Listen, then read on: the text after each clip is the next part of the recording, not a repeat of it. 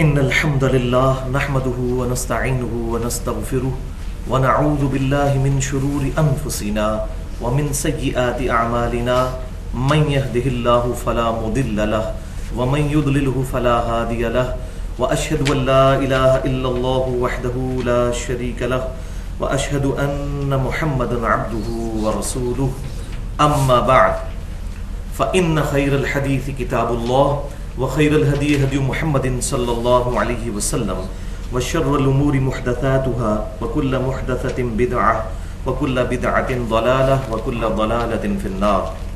أعوذ بالله السميع العليم من الشيطان الرجيم من همزه ونفخه ونفثه. بسم الله الرحمن الرحيم.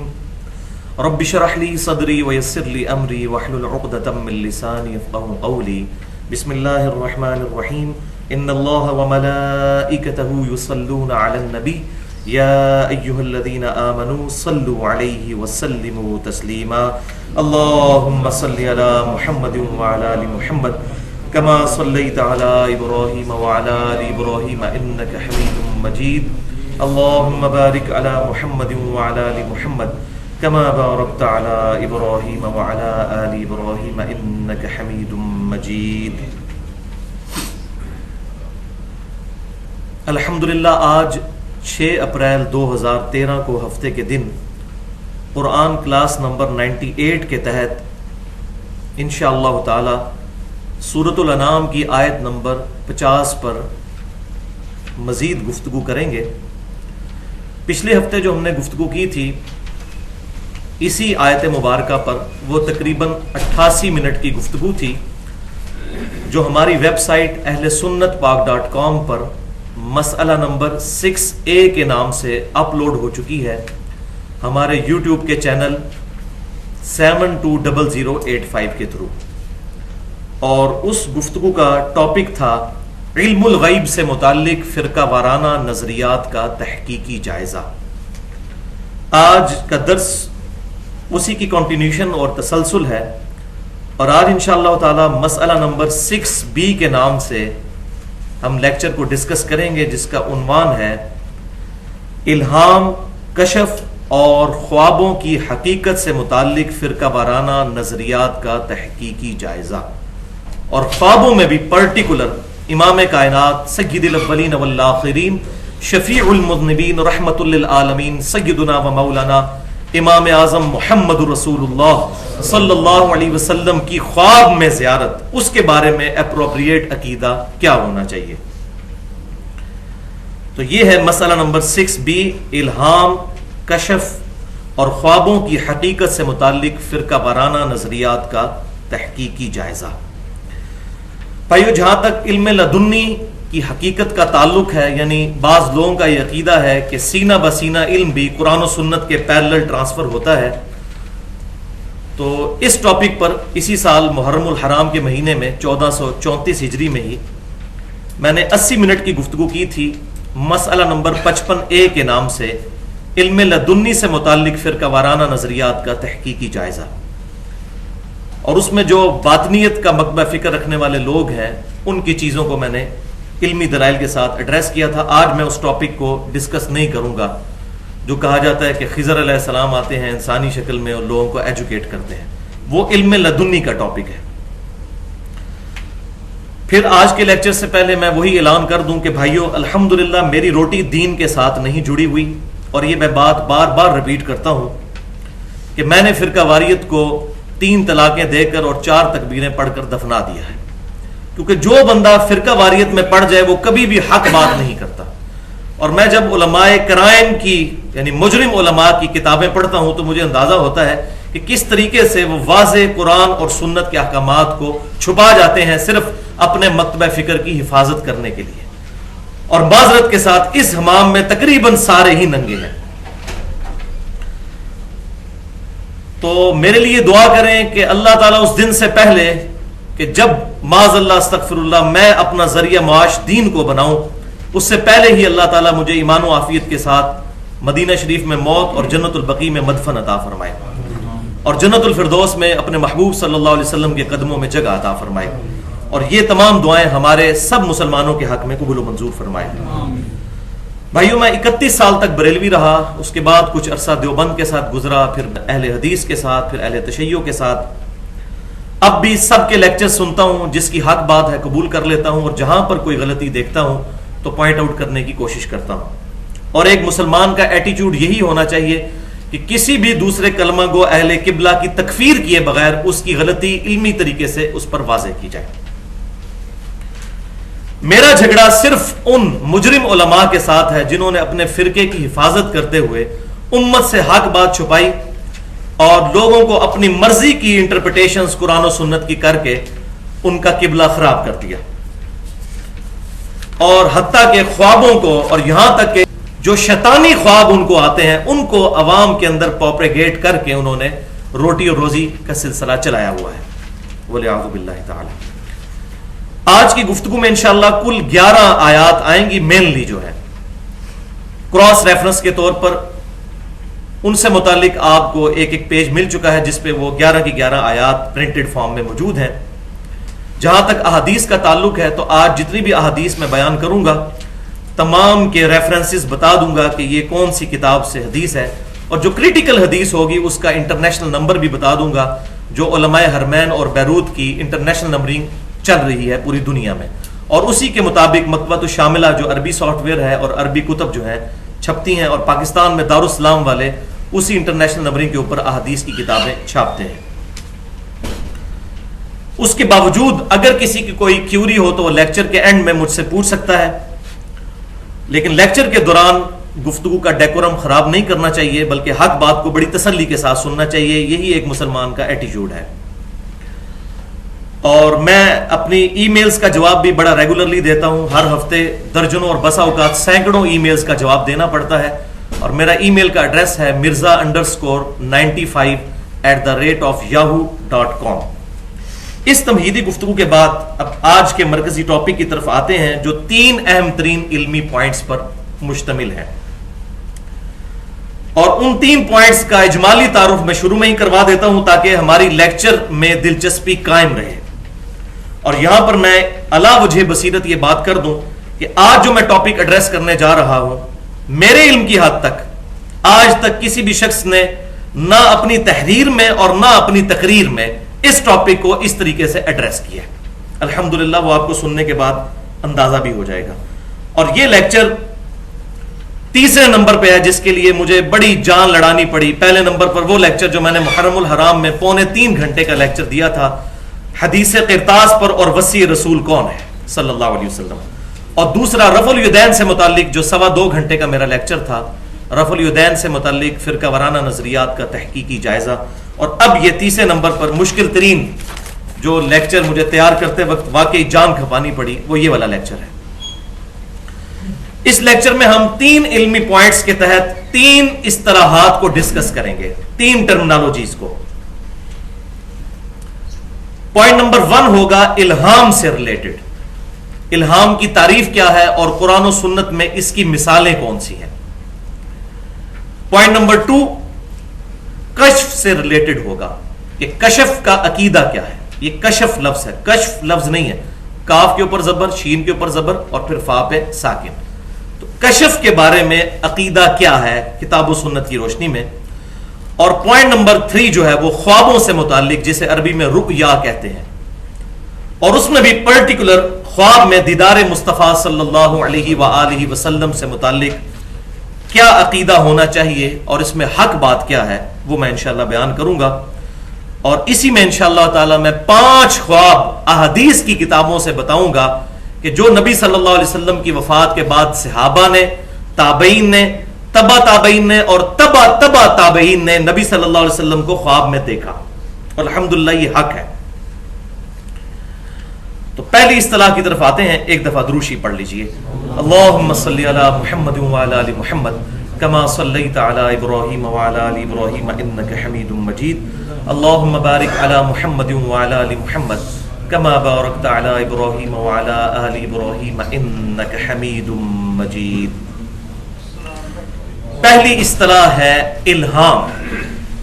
تو بھائیو، عربی ڈکشنری القاموس کے مطابق الہام سے مراد وہ بات ہے جو اللہ تعالیٰ انسان کے دل میں اتار دیتا ہے، اور اس کے ذریعے اللہ تبارک و تعالی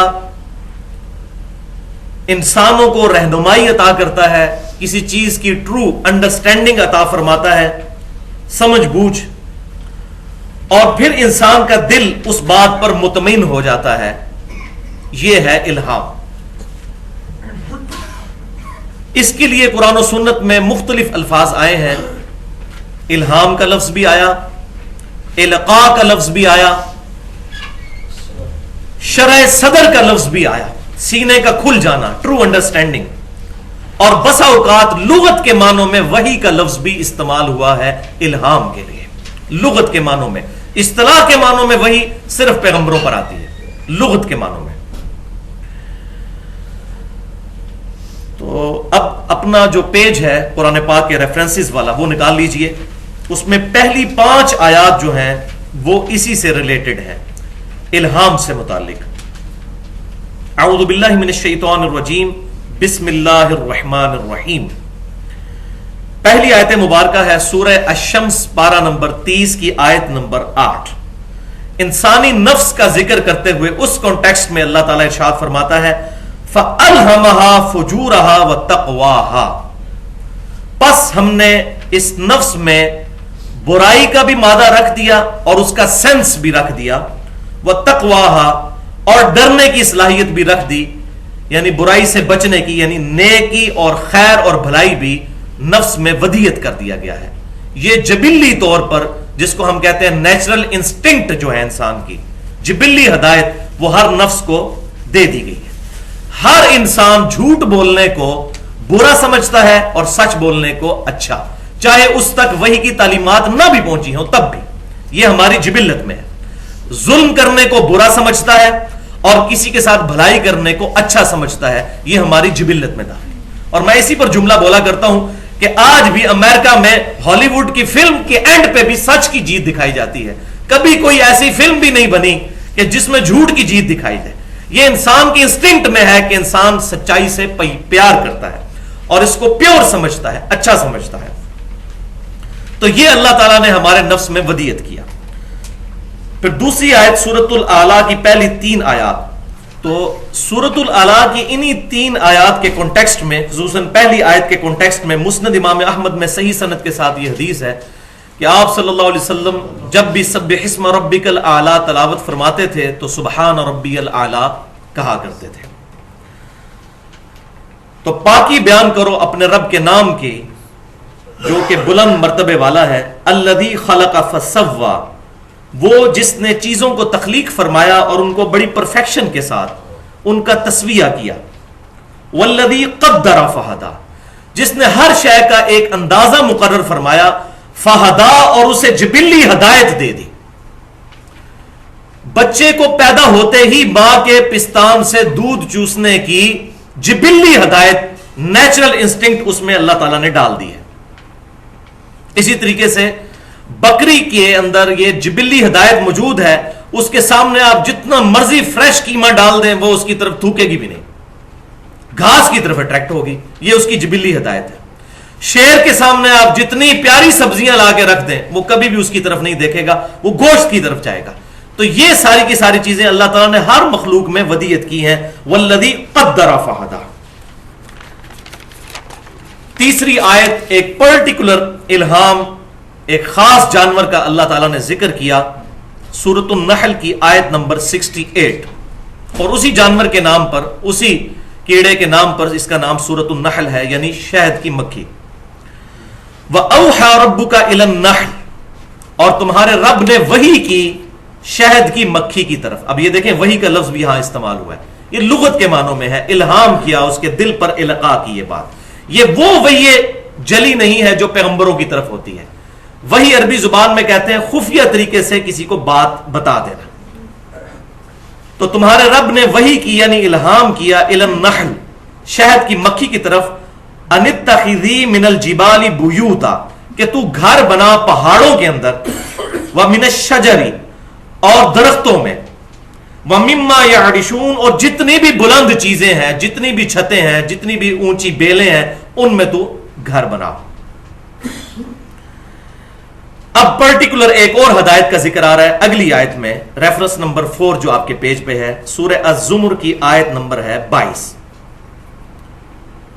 افمن شرح اللہ صدرہ للاسلام، بھلا وہ شخص کہ جس کا سینہ اللہ نے کھول دیا ہو اسلام کے لیے، کہ وہ اسلام کی حقانیت کو پہچان چکا ہو، فہو علی نور من ربہ، اور وہ اپنے رب کی طرف سے نور ہدایت پر بھی ہو.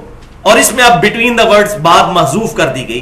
یہ سورت کا سٹائل ہے کہ کیا وہ شخص اچھا ہے یا وہ جس کا آگے ذکر آ رہا ہے.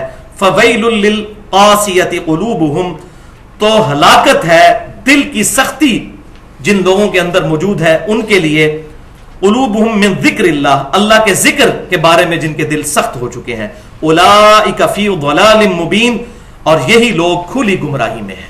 تو وہ شخص جس کا سینہ اللہ نے اسلام کی حقانیت کے لیے کھول دیا وہ اچھا ہے اور اپنے رب کی طرف سے جو نور پر ہے، یا وہ شخص کہ جس کا دل جو ہے وہ سخت ہو چکا ہے اور وہ حق بات قبول کرنے والا نہیں ہے. تو یہ پرٹیکولر ہدایت کا ذکر ہے کہ جو بندہ ایفرٹ کر کے اللہ تعالیٰ تک پہنچنے کی کوشش کرے تو اللہ تعالیٰ اس کو اسلام کی دولت سے مشرف فرما دے. اور اسی کا ذکر ہے آگے جو ریفرنس نمبر 5 ہے، جو سیدنا موسیٰ علیہ السلام کی دعا ہے، سورہ طٰہٰ کی آیت نمبر 25. قال رب اشرح لی صدری ویسر لی امری واحلل عقدۃ من لسانی یفقہوا قولی. اور سٹارٹ اسی بات سے ہو رہا ہے، اے رب میرا سینہ کھول دے. یہ وہی چیز ہے، شرح اللہ صدرہ للاسلام، اس معاملے میں مجھے بہترین فہم عطا فرما. اور نبی صلی اللہ علیہ وسلم کو تو اللہ تعالیٰ نے یہ انعام خود ہی عطا فرما دیا، الم نشرح لک صدرک. اے محبوب صلی اللہ علیہ وسلم، ہم نے آپ کے لیے شرح صدر نہیں فرما دیا کیا؟ تو یہ شرح صدر کو ہم اللہ تعالیٰ کی طرف سے خاص سمجھ بوجھ کہتے ہیں. اس کے لیے اگر کوئی الہام کا لفظ بولتا ہے شرح صدر کے لیے تو علم الکلام کی لینگویج میں درست ہے، کوئی حرج نہیں ہے. لیکن اس کے لیے جو پرٹیکولر اپروپریٹ ورڈ ہے وہ شرح صدر. الہام، وہ جبلی الہام تو ہم الہام سب کے لیے بول سکتے ہیں، جو شہد کی مکھی کے لیے آیا اور یہ باقی چیزیں جو میں نے مثالیں دی شیر کی اور بکری کی. تو شرح صدر ٹرو انڈرسٹینڈنگ کو حدیث شریف میں تفقہ فی الدین بھی کہا گیا ہے. صحیح بخاری اور صحیح مسلم کی متفق علیہ حدیث ہے، اور صحیح بخاری کے کتاب العلم چیپٹر میں انٹرنیشنل نمبرنگ کے مطابق 71 نمبر حدیث ہے کہ امام کائنات صلی اللہ علیہ وسلم نے فرمایا، اللہ تعالیٰ جس کے ساتھ بھلائی کا ارادہ فرماتا ہے اسے دین کی فقہ عطا فرما دیتا ہے. دین کی ٹرو انڈرسٹینڈنگ، یہ وہ فقہ حنفی فقہ شافی نہیں ہے، دین کی ٹرو انڈرسٹینڈنگ اس کو فقہ عطا فرما دیتا ہے. اور پھر ساتھ ہی آپ صلی اللہ علیہ وسلم نے فرمایا، انما انا قاسم واللہ یعطی، بے شک میں تقسیم کرنے والا ہوں اور عطا فرمانے والا اللہ ہے. تو یہ کس کانٹیکسٹ میں بات ہو رہی ہے؟ علم دین.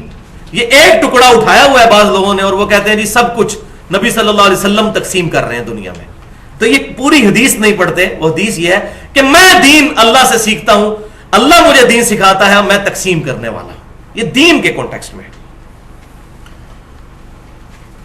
اس کی کئی ایک مثالیں احادیث کے اندر موجود ہیں، زبانی مجھے درجنوں مثالیں یاد ہیں صرف صحیح بخاری اور صحیح مسلم سے. لیکن یہاں پر میں ایک نمائندہ مثال دوں گا. صحیح بخاری اور صحیح مسلم کی متفق علیہ حدیث ہے. صحیح بخاری میں انٹرنیشنل نمبرنگ کے مطابق 1400 نمبر اور صحیح مسلم میں 124 نمبر حدیث. منکرین زکوٰۃ اور مرتدین کے کانٹیکسٹ میں یہ حدیث ہے صحیح بخاری اور صحیح مسلم میں کہ امام کائنات صلی اللہ علیہ وسلم کے بعد جب سیدنا ابوبکر صدیق خلیفہ اول بنے رضی اللہ تعالی عنہ، تو ان کے زمانے میں کچھ قبائل مرتد ہو گئے، اسلام سے پھر گئے، اور بعض نے زکوٰۃ کی فرضیت تک کا انکار کر دیا. تو سیدنا ابوبکر صدیق رضی اللہ تعالیٰ عنہ نے صحابہ کو اس پر کنونس کیا کہ ہم ان کے خلاف قتال کریں گے یہاں تک کہ یہ اسلام میں داخل ہو جائیں. تو سیدنا عمر نے کہا کہ اے ابوبکر رضی اللہ تعالیٰ عنہ، آپ کیسے ان کے خلاف قتال کر سکتے ہیں جبکہ یہ کلمہ گو ہیں، اور ہم نے نبی صلی اللہ علیہ وسلم سے یہ بات سنی ہے کہ اللہ تبارک و تعالی نے اس شخص کو ہماری تلوار سے محفوظ کر دیا ہے جس نے لا الہ الا اللہ کی گواہی دی اور اسلام کے حق میں وہ داخل ہو گیا. تو یہ زکات ہی نہیں دیتے نا, باقی سارے کام تو کر رہے ہیں, زکات کے منکر ہیں, حق اسلام پر تو ہے. تو سیدنا ابوبکر صدیق رضی اللہ تعالیٰ عنہ نے بڑا پیارا جواب ارشاد فرمایا. انہوں نے کہا اے عمر, یہ حق کے مال کے منکر ہو چکے ہیں, وہ بھی اللہ ہی نے مقرر کیا ہے, وہ بھی اسلام کا حق ہے. جو کوئی زکات اور نماز کی فرضیت میں فرق کرے گا میں اس کے خلاف قتال کروں گا. جو نبی صلی اللہ علیہ وسلم کے مبارک زمانے میں ایک بھیڑ بھی دیتا تھا اور آج وہ بھیڑ دینے سے انکار کر دے زکات میں, اس کے خلاف بھی میں تلوار اٹھاؤں گا جب تک کہ وہ توبہ نہ کر لے. تو سیدنا عمر کہتے ہیں کہ مجھے یہ بات سمجھ آ گئی کہ سیدنا ابوبکر صدیق رضی اللہ تعالیٰ عنہ کا سینہ اللہ تعالیٰ نے کھول دیا ہے اس معاملے میں. یہ سیم الفاظ انہوں نے استعمال کیے کہ اللہ نے ان کا صدر جو ہے وہ اس کی شرح فرما دی ہے. عام آدمی کے لیے بھی صحیح بخاری اور صحیح مسلم کی, صحیح بخاری میں حدیث ہے, انٹرنیشنل نمبرنگ مطابق 1162 نمبر حدیث ہے دعائے استخارہ کے بارے میں, کہ آپ صلی اللہ علیہ وسلم ایسے معاملات جن میں دنیا میں کام کرتے ہوئے معاملہ مشتبہ ہو جائے, ایمبیگوس ہو جائے, اس کے لیے آپ صلی اللہ علیہ وسلم استخارہ تعلیم فرمایا کرتے تھے کہ 2 رکعت نفل پڑھو, اس کے بعد اپنے رب کے حضور اس معاملے کے لیے, دنیاوی معاملے کے لیے دعا کرو. اس کے الفاظ کچھ اس طرح ہیں کہ اے رب میرے, اگر یہ معاملہ جو میں کرنے جا رہا ہوں یہ میرے حق میں بہتر ہے تو اس کو میرے لیے آسان کر دے, اور اگر یہ میرے حق میں میری دنیا کے اعتبار سے, میری آخرت کے اعتبار سے نقصان دہ ہے تو اس معاملے کو مجھ سے پھیر دے اور مجھے اس معاملے سے پھیر دے, اور پھر مجھے اس معاملے پر راضی بھی کر دے. یعنی وہ جب میرا نقصان ہو, وہ میری خواہش پوری نہ ہو تو مجھے راضی بھی کر دے اس معاملے پر. تو یہ آپ صلی اللہ علیہ وسلم نے دعائے استخارہ تعلیم فرمائی. اس میں جو کہا جاتا ہے جی وہ اس کے بعد سو جائیں, خواب میں سبز رنگ نظر آئے گا تو وہ سرخ رنگ نظر آئے گا, تو یہ ایسی کوئی بات کسی بھی حدیث کے اندر موجود نہیں ہے. بس یہ ہے اللہ تعالیٰ دل ٹھوک دے گا, وہی انسان کے اوپر اللہ تعالیٰ کی طرف سے القاء ہو جائے گا, شرع صدر ہو جائے گا, حالات ایسے بن جائیں گے کہ خود بخود انسان اس چیز کی طرف یا تو اٹریکٹ ہو جائے گا اگر وہ حق پر ہوگی, اور اگر وہ باطل ہوگی تو اللہ تعالیٰ اس معاملے میں پیچھے ہٹا دے گا. جیسا کہ عموماً رشتے وغیرہ جو ہوتے ہیں اس میں لوگ استخارہ کرتے ہیں, لیکن استخارہ انسان نے خود کرنا ہوتا ہے, کسی سے نہیں کروانا ہوتا, کیونکہ معاملہ اپنا ہے نا, تو اللہ کے حضور خود دعا کرنی. اس کے الفاظ بھی یہی ہیں. تو یہ ٹاپک جو ہے مکمل ہوا. الہام کہہ لیں, القاء کہہ لیں, شرع صدر کہہ دیں, یہ ساری کی ساری چیزیں قیامت تک کے لیے جاری ہیں. اللہ تعالیٰ کی طرف سے یہ معاملات چلتے رہیں گے. اس کی میں نے 2 مثالیں بھی پیش کر دیں. اب آ جاتے ہیں پوائنٹ نمبر 2 کی طرف. پوائنٹ نمبر 2 جو ہے یہ ہے کشف سے ریلیٹڈ. کشف کا لفظ عربی زبان میں القاموس ڈکشنری کے مطابق استعمال ہو جاتا ہے کسی چیز کے کھولنے کے لیے. دروازے کو بھی جو کھولا جاتا ہے, اس کا پردہ ہٹایا جاتا ہے, تو اس کے لیے بھی کشف کا لفظ استعمال ہوتا ہے. کشف کی اصطلاح قرآن و سنت میں سوائے ان لغت کے معنوں میں کہیں بھی استعمال نہیں ہوئی. یہ خالصتاً تصوف کی ٹرم ہے. آپ دیکھ لیں, علی بن عثمان حجویری المتوفا 465 ہجری, انہوں نے کتاب لکھی کشف المحجوب, پردوں کا کھل جانا. تو تصوف میں بنیادی کتاب مانی جاتی ہے فارسی زبان میں, بلکہ کہا جاتا ہے دنیا میں پہلی کتاب ہے جو تصوف میں لکھی گئی. اسی طریقے سے امام محمد غزالی کی کتاب ہے المتوفا 505 ہجری, مکاشفۃ القلوب, دلوں کے معاملات کھل جانا. تو وہاں بھی یہ کشف کا لفظ انہوں نے استعمال کیا. اور ان صوفیاء کا ماننا یہ ہے کہ یہ بھی کشف الہام ہی کی طرح ہوتا ہے, بیداری اور نیند کی درمیانی کیفیت میں, اور بیداری کے قریب کے انسان کو چیزیں دکھا دی جاتی ہیں, پردے ہٹا دیے جاتے ہیں, انسان میلوں دور, ہزاروں میل دور دیکھ لیتا ہے, یہ سارے معاملات اس پر کھل جاتے ہیں. ہزاروں میل دور کیا, کشف المحجوب کے اندر جو بایزید بستامی پر چیپٹر باندھا ہے علی بن عثمان حجویری صاحب نے, بریلوی اور دیوبندیوں کے یہ مشترکہ بزرگ ہیں علی بن عثمان حجویری, جن کو مشہور داتا صاحب کہتے ہیں. ان کی کتاب کا ترجمہ کشف المحجوب کا فضل الدین گوہر صاحب بریلوی مکتبہ فکر کے عالم ہیں, ان کا ترجمہ چھپ چکا ہے ضیاء القرآن سے, اور دیوبند کا ترجمہ جو ہے عبدالرؤف صاحب کا, ان کا بھی چھپ چکا ہے. اس میں بایزید بستامی کے اوپر جو چیپٹر ہے اس میں انہوں نے لکھا علی بن عثمان حجویری نے کہ بایزید بستامی جب تیسری دفعہ حج کے لیے گئے تو انہوں نے اللہ تعالیٰ کو بھی بیداری میں دیکھ لیا. وَلِعَاذُ بِاللَّهِ تعالی. یہ ہے جی وہ کشف کے گل. جبکہ سورۃ الاعراف میں اللہ تعالیٰ نے موسیٰ علیہ السلام کے بارے میں واضح فرما دیا لن ترانی، تم مجھے نہیں دیکھ سکتا. اے موسیٰ علیہ السلام تم مجھے نہیں دیکھ سکتے. اور تذکرۃ الاولیاء ایک کتاب ہے شیخ فرید الدین عطار المتوفا 634 ہجری، 8 سے تقریباً سمجھ لیں آپ 800 سال پہلے. اس کا ترجمہ بھی ہمارے بریلوی مکتبہ فکر کے علماء اور دیوبند دونوں نے چھاپا ہے، اور اس کے اکثر حوالے فضائل اعمال کے اندر شیخ ذکریہ صاحب بھی لے کے آئے. اس کتاب میں بھی جو بایزید بستامی میں جو چیپٹر ہے ان پہ باندھا گیا ہے، اس میں یہاں تک لکھا ہے کہ انبیاء میں سے صرف نبی صلی اللہ علیہ وسلم کو معراج ہوئی، اور اولیاء میں سے معراج ہوئی بایزید بستامی کو. معراج کا لفظ ہے، اور سبوں کے صفے کالے کیے ہوئے ہیں بایزید بستامی کی معراج، اور اس میں بتایا کہ وہ عرش تک پہنچ گئے، اللہ تعالیٰ کے ساتھ ان کی کنورسیشن ہوئی، اور یہ سارے کے سارے معاملات. اور اس کو انہوں نے نام دیا کشف کا. استغفر اللہ واتوب الیہ من کل ذنب واتوب الیہ. اس کائنات میں صرف ایک ہستی نے اپنے رب کو دیکھا ہے، اور وہ ہمارے امام کائنات سید الاولین والآخرین شفیع المذنبین رحمت للعالمین سیدنا و مولانا امام اعظم محمد رسول اللہ صلی اللہ علیہ وسلم کی مبارک ذات ہے، اور وہ بھی نیند کی حالت میں. وہ میں نے پچھلی دفعہ بتایا تھا جامعہ ترمذی میں صحیح سند کے ساتھ انٹرنیشنل نمبرنگ کے مطابق 3235 نمبر حدیث ہے، اور یہ حدیث مشکات المصابیح میں انٹرنیشنل نمبرنگ کے مطابق 748 نمبر حدیث ہے. اس کو شیخ البانی رحمہ اللہ بھی صحیح کہتے ہیں، اور شیخ زبیر علی زئی صاحب بھی صحیح کہتے ہیں، اور امام ترمذی نے بھی اسے صحیح لکھا اور فرمایا کہ میں نے خود امام بخاری سے یہ بات پوچھی تو انہوں نے بھی فرمایا کہ یہ حدیث صحیح ہے. لہذا یہ صحیح بخاری میں تو نہیں حدیث، لیکن امام بخاری نے اس کی توثیق کی ہے. امام ترمذی ان کے سب سے لاڈلے شاگرد تھے، تو امام ترمذی نے ان کا یہ حکم جو ہے وہ 7 ترمذی شریف میں نوٹ کیا کہ نبی صلی اللہ علیہ وسلم فرماتے ہیں کہ آج رات معاذ ابن جبل کہتے ہیں کہ آپ صلی اللہ علیہ وسلم فجر کی نماز پڑھانے کے لیے تھوڑا لیٹ آئے، اور فرمایا میرے لیٹ آنے کی وجہ یہ ہے کہ آج رات میں نے اپنے رب کو بڑی اچھی صورت میں خواب کی حالت میں دیکھا. اور بڑی لمبی حدیث ہے، وہ کبھی موقع ملا تو میں انشاءاللہ بیان کروں گا. اور اسی کانٹیکسٹ میں صحیح مسلم میں بھی کتاب الایمان میں سیدنا ابن عباس کا قول ہے کہ نبی صلی اللہ علیہ وسلم نے دل کی آنکھوں سے اپنے رب کو 2 دفعہ دیکھا. تو دل کی آنکھوں سے مراد وہی خواب کے اندر، لیکن یہ کہہ رہے ہیں کہ بایزید بستامی نے دیکھا. بولے اعوذ باللہ. تو پھر بایزید بستامی کا مرتبہ تو موسیٰ علیہ السلام سے بھی زیادہ ہو گیا. موسیٰ علیہ السلام کو تو اللہ نے فرمایا تو مجھے نہیں دیکھ سکتا. ہاں قیامت میں ہر مؤمن کو، یہ اہل سنت کا اجماعی عقیدہ ہے، اللہ کا دیدار نصیب ہوگا. صحیح بخاری اور صحیح مسلم میں الحمدللہ درجنوں احادیث موجود ہیں، اور یہ قیامت کے دن بڑے انعامات میں سے ایک انعام یہی ہے، بلکہ سب سے بڑا انعام یہی ہے الحمدللہ. اب یہ صوفیاء کا یہ جو معاملہ کشف والا ہوا تو اس سے بڑے بڑے اس امت کے علماء بھی متاثر ہوئے بغیر نہیں رہ سکے.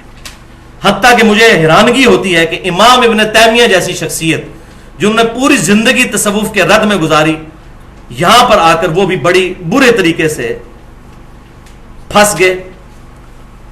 اور ان کا جو مجموعہ الفتاوی ہے اس کی 11ویں جلد، وہ پورے کی پوری جلد جو ہے اس میں ایک پورا چیپٹر ہے جو سینکڑوں صفات پر مشتمل ہے.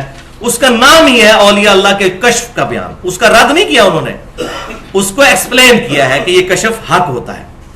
میں پیج نمبر بتا دیتا ہوں انٹرنیشنل نمبرنگ کے مطابق جو مکتبۃ الشاملہ میں موجود ہے. پیج نمبر 638، پیج نمبر 65 اور پیج نمبر 205، جلد 11 مجموعہ الفتاوی امام ابن تیمیہ کا. اس میں وہ لکھتے ہیں کہ بعض اللہ کے بندے ایسے ہیں کہ وہ کشف میں وہ مناظر دیکھ لیتے ہیں جو عام آدمی خواب میں دیکھتا ہے. وہی بات بیداری میں دیکھ لیا. پھر وہ لکھتے ہیں کہ اولیاء اللہ کا جو کشف ہے وہ ثابت ہے. ثابت سے مراد وہ واقعہ ثابت ہے، قرآن و حدیث سے تو وہ بھی نہیں ثابت کر سکے. اور جن چیزوں کو انہوں نے کشف ثابت کرنے کی کوشش کی وہ بالکل قرآن و سنت کی غلط انٹرپریٹیشن انہوں نے کی ہے، وہ میں آج رد بھی کروں گا. اور پھر لکھا کہ اولیاء اللہ کشف کے ذریعے لوگوں کے انجام معلوم کر لیتے ہیں کہ کون جنت میں ہے اور کون دوزخ میں. وَلِعَاذُ بِاللَّهِ. یہ تو صحابہ اکرام 4 فٹ نیچے نہیں دیکھ سکتے تھے. صحیح بخاری اور مسلم کی متفق علیہ حدیث ہے کہ آپ صلی اللہ علیہ وسلم 2 قبر والوں کے پاس رک گئے. صحابہ نے کہا یا رسول اللہ کیا ہوا؟ فرمایا ان کو عذاب ہو رہا ہے. صحابہ کو تو نظر نہیں آیا. پھر آپ صلی اللہ علیہ وسلم نے ایک ٹہنی توڑ کر ان کی قبروں پر لگائی 2 حصے کر کے. فرمایا ایک پیشاب کے چھینٹوں سے نہیں بچتا تھا، دوسرا چغلی کھایا کرتا تھا. جب تک یہ ٹہنیاں جو ہیں ہری رہیں گی اللہ تعالیٰ ان کے عذاب میں تخفیف فرماتا رہے گا. اچھا اب یہ دلائل کہاں سے پکڑتے ہیں؟ دلیل پھر قرآن پاک سے مجبوری ہے ان کی، کیونکہ مسلمانوں کو دعوت دینی ہے تو ان کو بھی ڈر لگتا ہے کہ قرآن کے بغیر بات کی تو لوگ سمجھیں گے کہ نیا دین کھڑا ہو جائے گا، لیکن پھر غلط انٹرپریٹیشن کرتے ہیں. وہ ہے ریفرنس نمبر 6 سورۃ القصص کی آیت نمبر 7. وہ کہتے ہیں جی قرآن پاک میں یہ آیت ہے بسم اللہ الرحمن الرحیم وَأَوْحَيْنَا إِلَىٰ أُمِّ مُوسَىٰ کہ ہم نے وحی کی موسیٰ علیہ السلام کی والدہ کی طرف ان ارضعیہ کہ تو اپنے بچے کو دودھ پلاتی جا، اور پھر یہ آگے آیت چلتی ہے اور جب تجھے خدشہ ہو کہ اس بچے کو قتل کرنے لگیں گے تو پھر تو اس بچے کو پانی میں بہا دینا، ہم اسے تیری طرف واپس لوٹا دیں گے. اب ظاہر ہے اتنا بڑا ڈیسیژن کرنا کہ ایک بچے کو پانی میں ڈال دینا یہ بغیر کسی واضح الہام کے ممکن نہیں ہے. تو وہ کہتے ہیں یہ سب سے بڑی دلیل ہے کہ غیر انبیاء کو بھی وحی ہوتی ہے. لیکن وہ یہ بات بھول جاتے ہیں کہ یہ دو ہی واقعات آئے ہیں قرآن میں، ایک عیسیٰ علیہ السلام کی والدہ اور دوسری موسیٰ علیہ السلام کی والدہ، اور یہ دونوں پیغمبروں کی والدائیں ہیں. اس کے علاوہ کوئی تیسری مثال قرآن پاک میں نہیں آئی. تو یہ پرٹیکولر پیغمبروں کی وجہ سے اللہ تعالیٰ نے ان کے ساتھ یہ معاملات کیے، یہ خاص مسئلہ ہے. لہٰذا یہ ان کی دلیل قرآن کے اعتبار سے کمزور ہے. ہاں حدیث میں ایک مضبوط دلیل ہے لیکن اس کی انٹرپریٹیشن یہ غلط کرتے ہیں، وہ میں انشاءاللہ بیان کر دوں گا. تو پورے قرآن میں اور احادیث میں کبھی بھی کشف کا لفظ اپنے اس اصطلاح میں استعمال نہیں ہوا جو صوفیاء کرتے ہیں یا امام ابن تیمیہ نے کی، بلکہ کشف اپنے لغت کے معنوں میں استعمال ہوتا ہے. قرآن پاک میں کئی مثالیں ہیں، ایک مثال میں نے یہاں پر ڈال دی ہے. سورہ قاف کی آیت نمبر ہے 22 آپ کے ریفرنس پہ 7 نمبر. بسم اللہ الرحمن الرحیم فَكَشَفْنَا عَنْكَ غِطَاءَكَ فَبَصَرُكَ الْيَوْمَ حَدِيدٌ. یہ اللہ تعالیٰ قیامت والے دن مجرمین سے خطاب فرمائے گا، اے مجرم آج تیری نگاہ کے آگے سے ہم نے سارے پردے ہٹا دیے ہیں تو آج تیری نظر بڑی تیز ہے. تو دنیا میں کہا کرتا تھا کہ کس طریقے سے اللہ تعالیٰ مردوں کو زندہ کرے گا، تو آج تیری نظر بڑی تیز ہے. یہ اس سے ٹونٹ اللہ تعالیٰ فرمائے گا قیامت والے دن، تنزیہ گفتگو. تو اس امت میں بھائیوں یہ وہی جو موسیٰ علیہ السلام کی والدہ پر ہوئی، اس امت میں ختم نبوت کی وجہ سے یہ وحی کا سلسلہ بھی بین ہو چکا ہے. اور بعض لوگ یہ سمجھتے ہیں کہ جی اگلے انبیاء کی جو امتیں تھیں وہ تو پھر اچھی رہ گئیں کہ ان پر غیر انبیاء پر بھی وحی ہو جاتی تھی کشف کی شکل میں، جس کو وہ کہتے ہیں یا میں اس کو الہام کہتا ہوں، تو ہماری امت تو پھر پیچھے رہ گئی.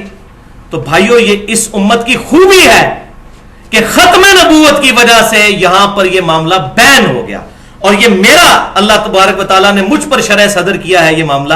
اس کو میں شرح صدر کہتا ہوں کہ یہ میرا جملہ گولڈن کوٹ یاد رکھیے گا کہ جس طریقے سے توحید صرف اس امت میں آ کر اپنے آخری درجے میں کامل ہوئی ہے کہ سجدہ تعظیمی بھی حرام ہو گیا، جو اگلی امتوں میں انبیاء کو کرنا جائز تھا. فرشتوں نے آدم علیہ السلام کو کیا، یوسف علیہ السلام کو ان کے بھائیوں نے کیا، ماں باپ نے کیا. اگلی امتوں میں سجدہ تعظیمی جائز تھا، اس امت میں حرام کر کے اللہ تبارک و تعالیٰ نے توحید کو جس طریقے سے کامل کیا، بالکل اس طریقے سے اگلی امتوں میں غیر انبیاء پر بھی الہام ہو جایا کرتا تھا، وحی خفی ہو جایا کرتی تھی. لیکن ختم نبوت کی وجہ سے آخری درجے میں اللہ تبارک و تعالیٰ نے یہ معاملہ ہی ختم کر دیا کہ آپ صلی اللہ علیہ وسلم کے بعد کوئی شخص یہ جرت نہ کرے کہ میری طرف وحی خفی آتی ہے، میں وہ نبی تو نہیں ہوں لیکن میری طرف وحی آتی ہے. یہ معاملہ ہی بیان کر دیا. یہ ہے شرح صدر جو اللہ تعالیٰ نے مجھ پر کیا ہے الحمدللہ. اور سورۃ الاحزاب کی آیت نمبر 40 بسم اللہ الرحمن الرحیم ما کان محمد ابا احد من رجالکم ولکن رسول اللہ وخاتم النبیین وکان اللہ بکل شیء علیما. اور محمد صلی اللہ علیہ وسلم تو تم مردوں میں سے کسی کے باپ نہیں بلکہ وہ تو اللہ کے رسول ہیں اور خاتم النبیین ہیں، خاتم بھی ہیں اور خاتم بھی ہیں، اور اللہ تعالیٰ کو ہر شے کا علم ہے.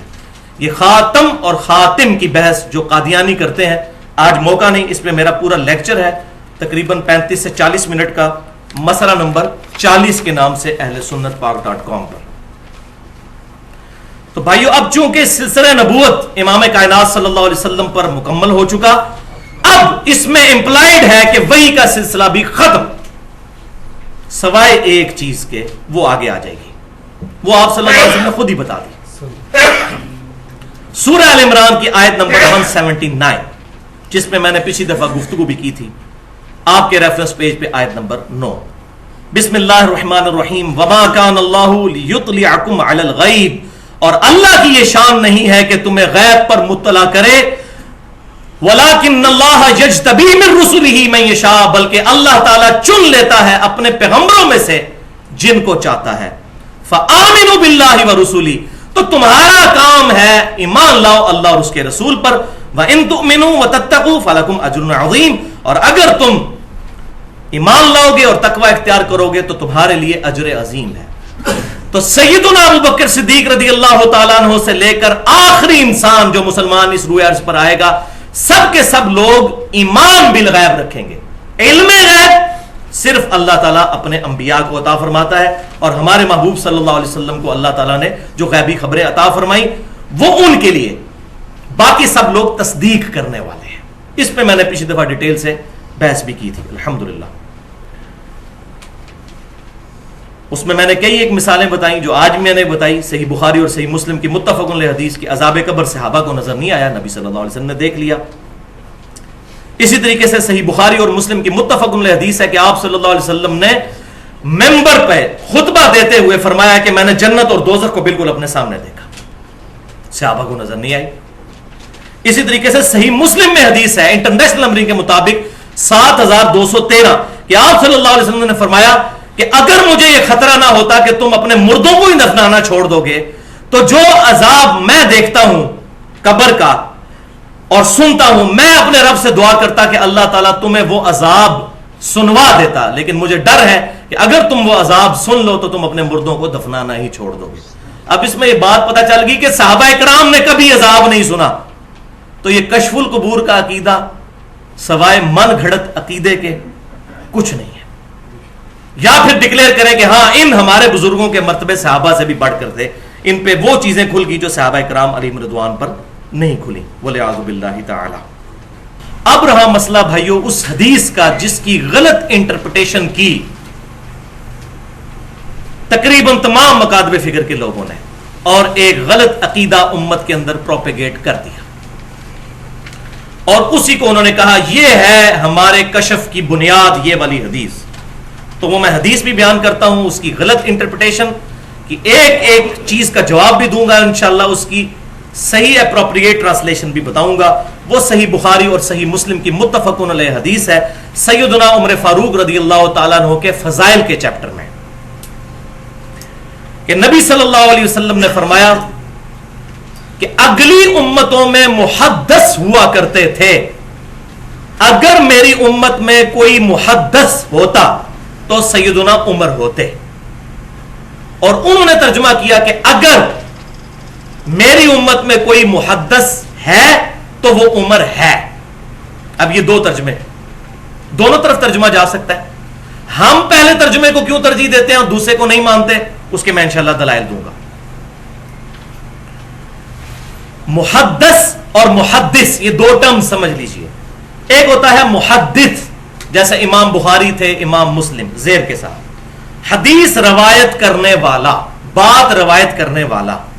اور ایک ہوتا ہے محدث, دال کے اوپر زبر, جس کے دل میں بات ڈال دی جائے, تو یہ وہ لفظ ہے. اگلی امتوں میں محدث ہوا کرتے تھے, میری امت میں اگر کوئی محدث ہوتا تو وہ عمر ہوتا. وہ کہتے ہیں جی اگر ہے تو عمر ہے. اب آ جائیے ان کی انٹرپریٹیشن. یہ جو دوسرا انہوں نے ترجمہ کیا, 4 دلائل ہیں ان کے, اس پہ میں ان کو ایک ایک کر کے ایمانداری کے ساتھ اپنی آخرت کی فکر کرتے ہوئے حق بات بتاتا ہوں انشاءاللہ. تو یہ دوسری کیٹیگری کے لوگوں کو پہلے ایڈریس کروں گا جو کہتے ہیں کہ اگر کوئی محدث ہے تو عمر ہے. وہ کہتے ہیں کہ جی اگر ان کو محدث نہ مانا جائے تو یہ تو حضرت عمر کی کوئی فضیلت ہی نہ ہوئی, یہ تو ساری زبانی کلامی جمع خرچ ہو گیا کہ جی اگر ہوتا تو عمر ہوتا, تو عمر ہے بھی نہیں آپ کہتے ہیں, تو پھر یہ فضیلت تو کوئی نہ ہوئی. آن دا فیس آف آرگومنٹ بات تو ٹھیک ہے, لیکن وہ یہ بات بھول جاتے ہیں کہ اسی طرح کی ایک حدیث جامعہ ترمذی میں بھی ہے, اگر میرے بعد کوئی نبی ہوتا تو عمر ہوتا. تو نبی ہے کوئی حضور کے بعد, حضرت عمر کو نبوت ملی, تو یہ فضیلت ہے نا. اگر یہ فضیلت ہے تو وہ فضیلت بھی رہے گی. کہ اگر محدث ہوتا تو عمر ہوتا. بالکل ایک جیسی بات ہے. اچھا دوسری دلیل وہ کہتے ہیں جی اگلے نبیوں کی امتیں تو پھر اس امت سے بازی لے گئیں, ان کے عام امتیوں کو بھی اللہ تبارک و تعالیٰ وحی خفی فرماتا تھا, وہ محدث ہوتے تھے, اس امت میں کسی کو بھی نہ ملا تو اس امت کی فضیلت ہی نہ رہی. تو یہ الحمدللہ میں نے کہا کہ اللہ تعالیٰ نے مجھ پر شرح صدر کیا ہے اس معاملے میں کہ بھائیو اس امت کی فضیلت ہی اس میں ہے کہ اس امت میں کوئی محدث نہ ہو. کیوں؟ یہ ختم نبوت کا تقاضا ہے. جس طریقے سے توحید کامل ہوئی کہ اس امت میں سجدہ تعظیمی بھی حرام ہو گیا جو اگلی امتوں میں جائز تھا, توحید کو کامل کرنے کے لیے, ختم نبوت کو کامل کرنے کے لیے, اس معاملے پہ سیل لگانے کے لیے اللہ تعالیٰ نے یہ معاملہ بھی کر دیا کہ وحی خفی جو غیر انبیاء کو ہوتی تھی وہ ختم کر دی. یہ تو فضیلت ہے اس امت کی. اور پھر ان سے پوچھیں کہ اس امت کی فضیلت تو اللہ نے خود بتا دی ہے, ان چیزوں کی وجہ سے تو فضیلت نہیں ہے, ختم نبوت کی وجہ سے فضیلت ہے, جس کی وجہ سے اللہ تعالیٰ نے وہ ٹائٹل اس امت کو دیا. سورہ آل عمران کی آیت نمبر 110 میں کنتم خیر امت اخرجت للناس تأمرون بالمعروف وتنہون عن المنکر وتؤمنون باللہ, تم سب سے بڑی بہتر امت ہو جو لوگوں کی بھلائی کے لیے نکالے گئے. تم لوگوں کو نیکی کی طرف بلاتے ہو اور برائی سے روکتے ہو اور اللہ پر ایمان لاتے ہو جیسا کہ حق ہے. یعنی ایمان لانے کا حق یہی ہے کہ نیکی کی طرف بلانا اور برائی سے روکنا. یہ ہے کنتم خیر امت اخرجت للناس, نیکی کا حکم دینا اور برائی سے روکنا یہ ہماری خوبی تھی, یہ ختم نبوت کی وجہ سے ملی. لہذا اس امت میں محدث کا نہ ہونا اس امت کی خوبی ہے. یہ تو جواب تھا جناب علمی. اب پھکی والا جواب بھی, جس کو پنجابی میں پھکی اور انگلش میں لاجیکل آنسر کہتے ہیں اور اردو میں الزامی جواب, اور سائنٹیفک لینگویج میں میں نے اس کا نام رکھا ہے اینٹی وینم. تو پھکی والا جواب یہ ہے کہ کل کو پھر کوئی یہ بھی کہے گا کہ حضرت ابراہیم علیہ السلام کے بیٹے بھی پیغمبر تھے, ان کے پوتے بھی پیغمبر تھے, ان کے پڑپوتے بھی پیغمبر تھے. سیدنا ابراہیم علیہ السلام کے بیٹے سیدنا اسحاق علیہ السلام, ان کے بیٹے یعقوب علیہ السلام, پھر ان کے آگے سے بھی بیٹے سیدنا یوسف علیہ السلام, وہ پیغمبر تھے. اور ہمارے نبی صلی اللہ علیہ وسلم کی اولاد میں تو کوئی پیغمبر نہیں ہے, تو اب یہاں ہم پیغمبر ثابت کرنا شروع کریں گے. تو یہ ہے وہ پھکی والا جواب کہ اس امت کی خوبی یہی ہے کہ ختم نبوت کی وجہ سے یہ معاملات بینڈ. الحمدللہ.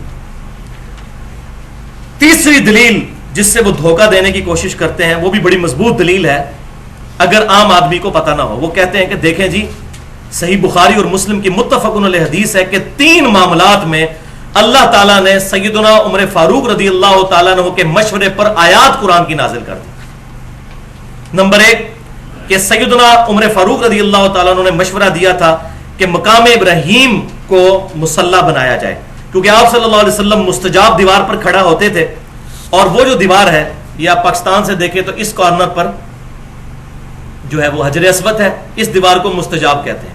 یہاں پر حتیم ہے, یعنی حتیم کے اپوزٹ ہے مستجاب. تو یہاں آپ صلی اللہ علیہ وسلم نماز پڑھتے تھے, اس کا فائدہ یہ ہوتا تھا کہ دونوں قبلوں کی طرف منہ ہو جاتا تھا. تو سیدنا عمر نے مشورہ دیا کہ یا رسول اللہ آپ یہاں پر مقام ابراہیم پر پڑھیں تاکہ وہ دوسرے قبلے والا معاملہ الگ رہ جائے اور پرٹیکولر خانہ کعبہ شریف کی پرائورٹی ثابت ہو. تو اس پر آیت نازل ہوگی سورۃ البقرہ میں وَاتَّخِذُوا مِن مَّقَامِ إِبْرَاهِيمَ مُصَلًّى. ایک یہ چیز. دوسرا سیدنا عمر نے مشورہ دیا تھا کہ عورتوں کو پردے کا حکم دے, اس پہ آیات نازل ہوئی سورۃ الاحزاب میں سورہ نور کے اندر. اور تیسرا غزوہ بدر کے قیدیوں کے معاملے میں سیدنا عمر فاروق رضی اللہ تعالیٰ عنہ کا جو مشورہ تھا اسی کی توثیق اللہ تعالیٰ نے قرآن پاک میں نازل فرمائی. تو کہتے ہیں دیکھیں جی سیدنا عمر کو یہ کشف ہو گیا تھا. قرآن اور حدیث میں کوئی دکھا دے کسی ضعیف روایت میں کہ انہوں نے کہا کہ مجھے کشف ہوا ہے, ان کے اپنے الفاظ بخاری اور مسلم میں اسی حدیث میں ہے. وہ کہتے ہیں میں نے 3 کاموں میں اپنے رب کی موافقت کی, میں نے اپنے رب کی موافقت کی. تو یہ شرح صدر ہوا, ان کا ایکسپرٹ اوپینین تھا کہ یہ ان کے مشورے تھے, وہ مان لی. اور کئی مشورے نہیں بھی مانے گئے, ایسا نہیں ہے کہ ہر مشورہ ہی مانا گیا ہے. صلح حدیبیہ کے موقع پر بخاری اور مسلم میں حدیث آتی ہے کہ سیدنا عمر راضی نہیں تھے اس صلح کے اوپر اور بڑی سختی سے مخالفت کی, اور ان سے تھوڑی سی گستاخی بھی ہو گئی جس پہ وہ بعد میں روتے تھے. وہاں حضور نے ان کی بات نہیں مانی, اور بعد میں پتا چلا کہ حضرت عمر کا مشورہ 100% غلط تھا, بلکہ الٹا اس سے اسلام کو نقصان ہو جانا تھا. وہ حضور نے نہیں مانا. تو یہ سیدنا عمر کے الفاظ ہیں کہ اللہ تعالیٰ کی میں نے موافقت کی, میرے مشورے تھے, اللہ تعالیٰ نے اس کو انڈورس کر. کشف کا لفظ کہیں نہیں آیا, الہام کا لفظ بھی اس میں نہیں آیا. چوتھی دلیل اس کانٹیکسٹ میں بڑی مشہور حدیث پیش کرتے ہیں دلائل النبوہ امام بہیقی کی کتاب سے، او جی سیدنا عمر نے سینکڑوں میل دور اپنے ایک جرنیل ساریہ کو دیکھ لیا تھا ممبر پر اور کہا تھا یا ساریۃ الجبل، اے ساریہ پہاڑ کی طرف متوجہ ہو، تو ان کو کشف ہو گیا تھا، اتنی دور انہوں نے دیکھ لیا. اور اپنی اجتہادی غلطی کی وجہ سے، منہج کی خرابی کی وجہ سے جو حدیث پہ حکم لگانے کا ہے، شیخ البانی نے بھی اس روایت کو حسن کہا، حالانکہ یہ پکی ٹھکی ضعیف روایت ہے. اس حدیث میں محمد بن اجلان ایک راوی ہیں، وہ مدلس ہیں اور ان سے روایت کر رہے ہیں، اور صحیح مسلم یہ پیٹ رول موجود ہے کہ مدلس کی ان والی روایت ضعیف ہوتی ہے جب تک وہ بتا نہ دے کہ اس نے یہ حدیث کس سے سنی ہے. سما کی تصریح کوئی ثابت نہیں ہے. اور اگر کوئی کہتا ہے جی میں نے اس اصول کو نہیں ماننا، تو اس اصول پہ پھر میں ایک حدیث بتاتا ہوں جو اکثر بتایا کرتا ہوں، آج پھر بتاؤں، کیونکہ اس کے بغیر، اس اینٹی وینم کے بغیر، اس پھکی کے بغیر اور اس لاجیکل آنسر کے بغیر، الزامی جواب کے بغیر بات سمجھ نہیں آتی. کوئی کہتا ہے اگر میں مدلس کی ان والی روایت کو ضعیف نہیں مانتا تو پھر یہ روایت جو مسند امام احمد میں بھی موجود ہے، مشکات المصابیح میں انٹرنیشنل نمبرنگ کے مطابق 4902 نمبر حدیث ہے، مفاخرت اور عصبیت کے بیان میں آپ صلی اللہ علیہ وسلم کی حدیث ہے جو لکھی ہوئی ہے، ویسے ثابت نہیں ہے. وہ الفاظ کیا ہے کہ فرمایا کہ جو شخص اپنے جاہلی نسب پر فخر کرے اسے کہو کہ اپنے باپ کا عضو تناسل کاٹ کے اپنے منہ میں رکھ لو، اور یہ بات اس سے کنائے سے نہ کرو، ڈائریکٹ کہو کہ اپنے باپ کی شرم کا کاٹ کے اپنے منہ میں رکھ لے کہ تو اپنے باپ کے نسب پہ فخر کرتا ہے. یہ نبی صلی اللہ علیہ وسلم کی طرف منسوب مسند امام احمد میں. تو آپ مان سکتے ہیں کہ حضور ایسی بات کریں؟ آپ صلی اللہ علیہ وسلم وَإِنَّكَ لَعَلَىٰ خُلُقٍ عَظِيمٍ، اخلاق کے بلند ترین درجے پر فائز. اور بخاری اور مسلم کی متفق علیہ حدیث کہ آپ صلی اللہ علیہ وسلم میں کنواری لڑکیوں سے زیادہ شرم و حیا موجود تھی. آپ کیسے ہی بات کر سکتے تھے؟ ہو ہی نہیں سکتا. اس حدیث میں حسن بصری مدلس ہیں اور ان سے روایت کر رہے ہیں، اور حسن بصری تو محمد بن اجلان سے ہزاروں گنا بڑے امام ہیں اور تابعی ہیں، 70 صحابہ کی صحبت کرنے والے ہیں، لیکن مدلس ہیں، ان سے روایت کر رہے ہیں. اصول محدثین پہ یہ روایت بھی ضعیف ہے. تو جس نے کہنا ہے کہ میں نے یا ساریۃ الجبل کو صحیح ماننا ہے، پھر اس کو بھی صحیح ماننا ہے. ہم تو دونوں کو کہتے ہیں اصول محدثین پر ضعیف ہے، ہماری اپنی مرضی سے نہیں. سیدنا عمر کے فضائل میں نے ایک لیکچر دیا ہے اسی محرم میں، تقریباً 2 گھنٹے کا، فضائل سیدنا عمر قرآن و سنت کی روشنی میں. اس میں سیدنا عمر کے بارے میں جو ضعیف روایتیں کافی ساری ہیں ان کو بھی میں نے ان کا بھی پوسٹ مارٹم کیا ہے. ان میں ایک یہ بھی تھی، وہ مسئلہ نمبر 65 کے نام سے اہل سنت پاک.com پر اپلوڈ ہے. اب ایک اور پھکی والا جواب اسی میں. ہم for the sake of argument اگر یہ بات مان لیں، وہ کہتے ہیں نہیں جی آپ ترجمہ یہ کریں کہ اگر کوئی محدث ہے تو عمر ہے، تو ہم کہتے ہیں for the sake of argument agreed. تو اس کا مطلب یہ ہے کہ حضرت عمر کے علاوہ کوئی اور محدث نہیں ہے، کیونکہ اس میں الفاظ ہیں اگر کوئی محدث اس امت میں ہے تو عمر ہے. پھر سیدنا عمر خاتم المحدثین ہوئے، خاتم المحدثین ہوئے. اگر یہ معنی بھی کر لیا جائے، ان کے بعد پھر کوئی بھی نہ ہوا. اگر یہ بھی، ورنہ تو پہلے 4 دلائل کے بعد تو گنجائش ہی نہیں ہے. لیکن یہ ان کے لیے آخری درجے میں ان کی ہدایت کے لیے یہ بھی علمی طور پر ان کو جواب دیا جا سکتا ہے اینٹی وینم کے طور پر. اب آ جائیے وہ جو اپروپریٹ ترجمہ جو میں نے کیا تھا، جس کی طرف قرآن و سنت کے دلائل جاتے ہیں، وہ حق ترجمہ ہے. وہ ہے اگر کوئی محدث ہوتا تو عمر ہوتا. یہ ترجمہ کیوں کیا؟ پہلی دلیل صحیح بخاری سے انٹرنیشنل نمبر کے مطابق 6990 نمبر حدیث ہے، کتاب التعبیر چیپٹر میں امام کائنات صلی اللہ علیہ وسلم نے فرمایا میرے بعد نبوت کی خبروں میں سے صرف مبشرات باقی ہیں. کیٹاگوریکل ڈینائی، صرف مبشرات اور کوئی چیز نہیں. صحابہ نے پوچھا یا رسول اللہ صلی اللہ علیہ وسلم یہ مبشرات کیا ہیں؟ تو فرمایا اچھے خواب. That's all. خوابوں کے علاوہ اس امت میں اب کوئی اور ذریعہ نہیں ہے غیب کی خبریں آنے کا. کیٹاگوریکل ڈینائی ہے. اگر ہوتا تو آپ فرماتے خواب بھی ہیں، کشف بھی ہے، الہام بھی ہے، یہ چیزیں قیامت تک چلیں گی. فرمایا میرے بعد نبوت کی خبروں میں سے صرف مبشرات باقی ہیں، اور وہ کھول بھی دیا خواب. وہ نیند کی حالت میں ہوتا ہے، بیداری میں نہیں ہوتا. یہ پہلی دلیل، بڑی مضبوط دلیل. اور بخاری اور مسلم میں حدیث ہے پھر کہ آپ صلی اللہ علیہ وسلم نے فرمایا کہ خواب یا اللہ کی طرف سے ہوتا ہے یا شیطان کی طرف سے. دیکھنا پھر اس کو بعد میں کتاب و سنت پر ہی ہوگا کہ یہ خواب شیطانی ہے یا رحمانی ہے. وہ میں پوائنٹ نمبر 3 میں انشاءاللہ تعالی ایڈریس کر دوں گا. دلیل نمبر 2 اس میں یہ ہے، صحیح بخاری میں حضرت عمر نے خود ہی بتا دیا ہے اپنا عقیدہ اور اپنا سٹیٹس. کتاب الشہادات چیپٹر میں انٹرنیشنل نمبرنگ کے مطابق 2641 نمبر حدیث ہے. سیدنا عمر کا اپنا قول ہے کتاب الشہادات صحیح بخاری میں. سیدنا عمر خطبہ دیتے ہوئے کہتے ہیں کہ جب تک نبی صلی اللہ علیہ وسلم ہم میں موجود تھے، اللہ تبارک و تعالی وحی کے ذریعے ہمارا مواخذہ فرما لیتا تھا. پہلی چیز کہ آپ موجود تھے، وحی آتی تھی، ہمارا مواخذہ ہو جاتا تھا اگر کوئی بات ہم چھپا لیتے تھے. نمبر 2، اب ہم ظاہر پر ہی فتویٰ لگائیں گے کیونکہ سلسلہ وحی منقطع ہو چکا ہے. یہ الفاظ ہیں کہ چونکہ وحی کا سلسلہ منقطع ہو گیا، ہم ظاہر کے اوپر فتویٰ لگائیں گے، ہمیں تو پتہ ہی نہیں دل میں کیا ہے. تیسری بات، اچھے اعمال والوں کو امن دیں گے، ان کی تصدیق کریں گے. اور چوتھی بات، برے اعمال والوں کو امن نہیں دیں گے، ان کی تصدیق بھی نہیں کریں گے، اور نہ ان کی یہ بات مانیں گے کہ ہمارے دل میں نیت یہ تھی، ہم نے ظاہری طور پر یہ کام کیا. ہم یہ ان کا آرگومنٹ قبول نہیں کریں گے کیونکہ وحی کا سلسلہ منقطع ہو چکا ہے، ہمیں نہیں پتا ان کے دلوں میں کیا ہے. تو سیدنا عمر خود ہی پیچھے ہٹ کے بیک فٹ پہ چلے گئے. سیدنا عمر نے خود اپنا سٹیٹس کلیئر کر دیا کہ مجھے یہ باتیں نہیں پتا، سلسلہ وحی منقطع ہو چکا ہے. یہ خواہ خواہ ان کی طرف غلط باتیں منسوب کر کے مسلمانوں کے عقیدوں کو بگاڑ رہے ہیں. وَلِعَوْذُ بِاللَّهِ تَعَالَى. اب اس کشف کے عقیدے نے کیا گل کھلائے وہ بھی ذرا سن لیجئے. اور یہ میں یقین کریں کوئی کامیڈی شو نہیں ہے، لیکن آپ کو ہنسی آئے گی یہ باتیں سن کے جو میں بیان کرنے جا رہا ہوں کہ جو یہ کشف کے عقیدے نے گل کھلائے. اس کی 3 مثالیں بیان کرتا ہوں. پہلی مثال، بریلوی اور دیوبندی مکتبہ فکر کے جو مشترکہ بزرگ ہیں قاضی ثناء اللہ پانی پتی، جنہوں نے تفسیر مظہری لکھی، بڑا ان کو مانتے ہیں جی، مجدد تھے جی، یہ بہت بڑے مجدد. اس میں انہوں نے شیخ احمد سرہندی صاحب، جن کو صوفیہ مجدد الف ثانی کہتے ہیں، ان کے ریفرنس سے یہ بات نقل کی، ان کے فضائل بیان کرتے ہوئے. اور یہ مکتوبات جو چھپے ہوئے ہیں مجدد الف ثانی صاحب کے، مکتوبات مجددیہ جو بریلوی اور دیوبندی دونوں چھاپتے ہیں، کیونکہ دونوں نقشبند سلسلے کو ماننے والے ہیں، اس میں بھی موجود ہے. اور تفسیر مظہری کے مقدمے میں انہوں نے لکھا کہ ہمارے بزرگوں نے کشف کے ذریعے یہ چیز دیکھی ہے کہ عیسیٰ علیہ السلام جب دنیا میں اتریں گے تو وہ بھی فقہ حنفی پر عمل کریں گے. استغفر اللہ واتوب الیہ.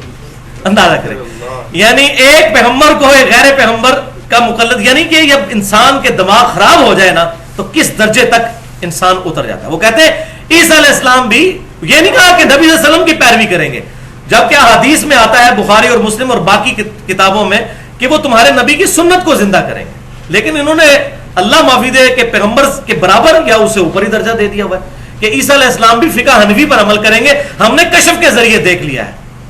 تو دیکھا ہوگا، شیطان نے دکھایا ہوگا، کیونکہ یہ اللہ کی طرف سے اگر چیز ہوتی، کشف تو نہیں، خواب میں آنی تھی، اور وہ اس طرح کی بات نہیں ہو سکتی. وہ آگے آ بھی رہا ہے انشاءاللہ معاملہ. وَلِعَوْذُ بِاللَّهِ تَعَالَى. تو عیسیٰ علیہ السلام کے بارے میں جو حیات مسیح اور نزول مسیح کا عقیدہ ہے، الحمدللہ میں نے کتاب و سنت سے ثابت کیا ہے. مسئلہ نمبر 12 کے نام سے اہل سنت پاک .com پر 1 گھنٹے کی گفتگو ہے. دوسری مثال فضائل اعمال میں لکھی ہے انہوں نے. شیخ زکریا سہارنپوری صاحب نے اس فضائل اعمال کے اندر جو چیپٹر ہے فضائل ذکر، جو ہمارے یہ تبلیغی جماعت کے بھائی درس دیتے ہیں، اس کا پیج ہے 560. کتب خانہ فیضی لاہور رائے ونڈ سے جو شائع ہوتی ہے، میں اس کا پیج نمبر بتا رہا ہوں. اس میں وہ لکھتے ہیں کہ امام ابو حنیفہ رحمۃ اللہ علیہ کو کشف ہو جایا کرتا تھا، جب کسی کو وضو کرتے دیکھتے تھے تو اس کے گناہ دھلتے ہوئے نظر آ جاتے تھے، اور یہاں تک وہ دیکھ لیتے تھے کہ اس نے چھوٹا گناہ کیا ہے یا بڑا کیا ہے، مکروہ کیا ہے یا یہ کیا ہے یا وہ کیا ہے.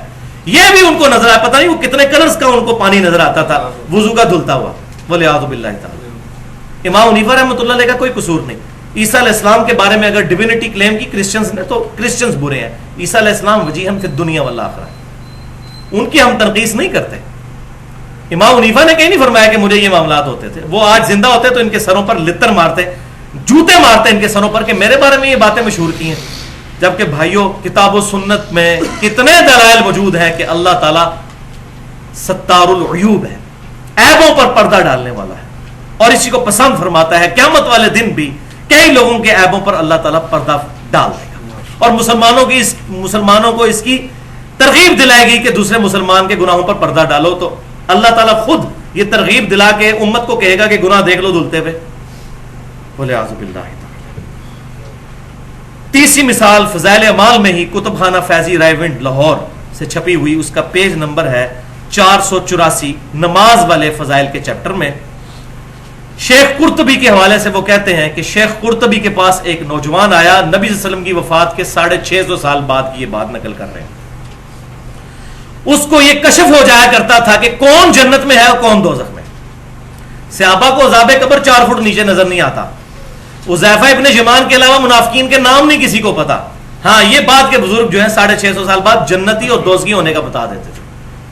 تو شیخ زکریا صاحب نقل کرتے ہیں کہ شیخ قرطبی کے پاس وہ نوجوان جب آیا تو انہوں نے کہا میں اس نوجوان کو چیک کروں. تو چیک کرنے کے لیے وہیں پر کیا ہوا کہ بیٹھے بیٹھے اس نے ایک چیخ ماری اور کہا کہ میری والدہ کو دوزخ کی طرف لے کے جا رہے ہیں، میں دیکھ رہا ہوں. یہ خواب میں نہیں ہو رہا، بیداری میں. یہ وہی کشف والا جو ان کا عقیدہ ہے. تو شیخ قرطبی کہتے ہیں کہ میں نے دل ہی دل میں 70,000 دفعہ کلمہ جو پڑھ کے سٹوریج میں رکھا ہوا تھا فریزر کے اندر، وہ میں نے TCS کروا دیا ان کو، اس کی والدہ کو. اس کو نہیں میں نے بتایا، اصالہ ثواب کر دیا دوسرے معنوں میں جو یہ کہتے ہیں. کہتے ہیں جب اصالہ ثواب کیا تو اس نے وہیں ہنسنا شروع کر دیا اور کہا شیخ میری والدہ کو آپ جنت کی طرف لے کر جا رہے ہیں.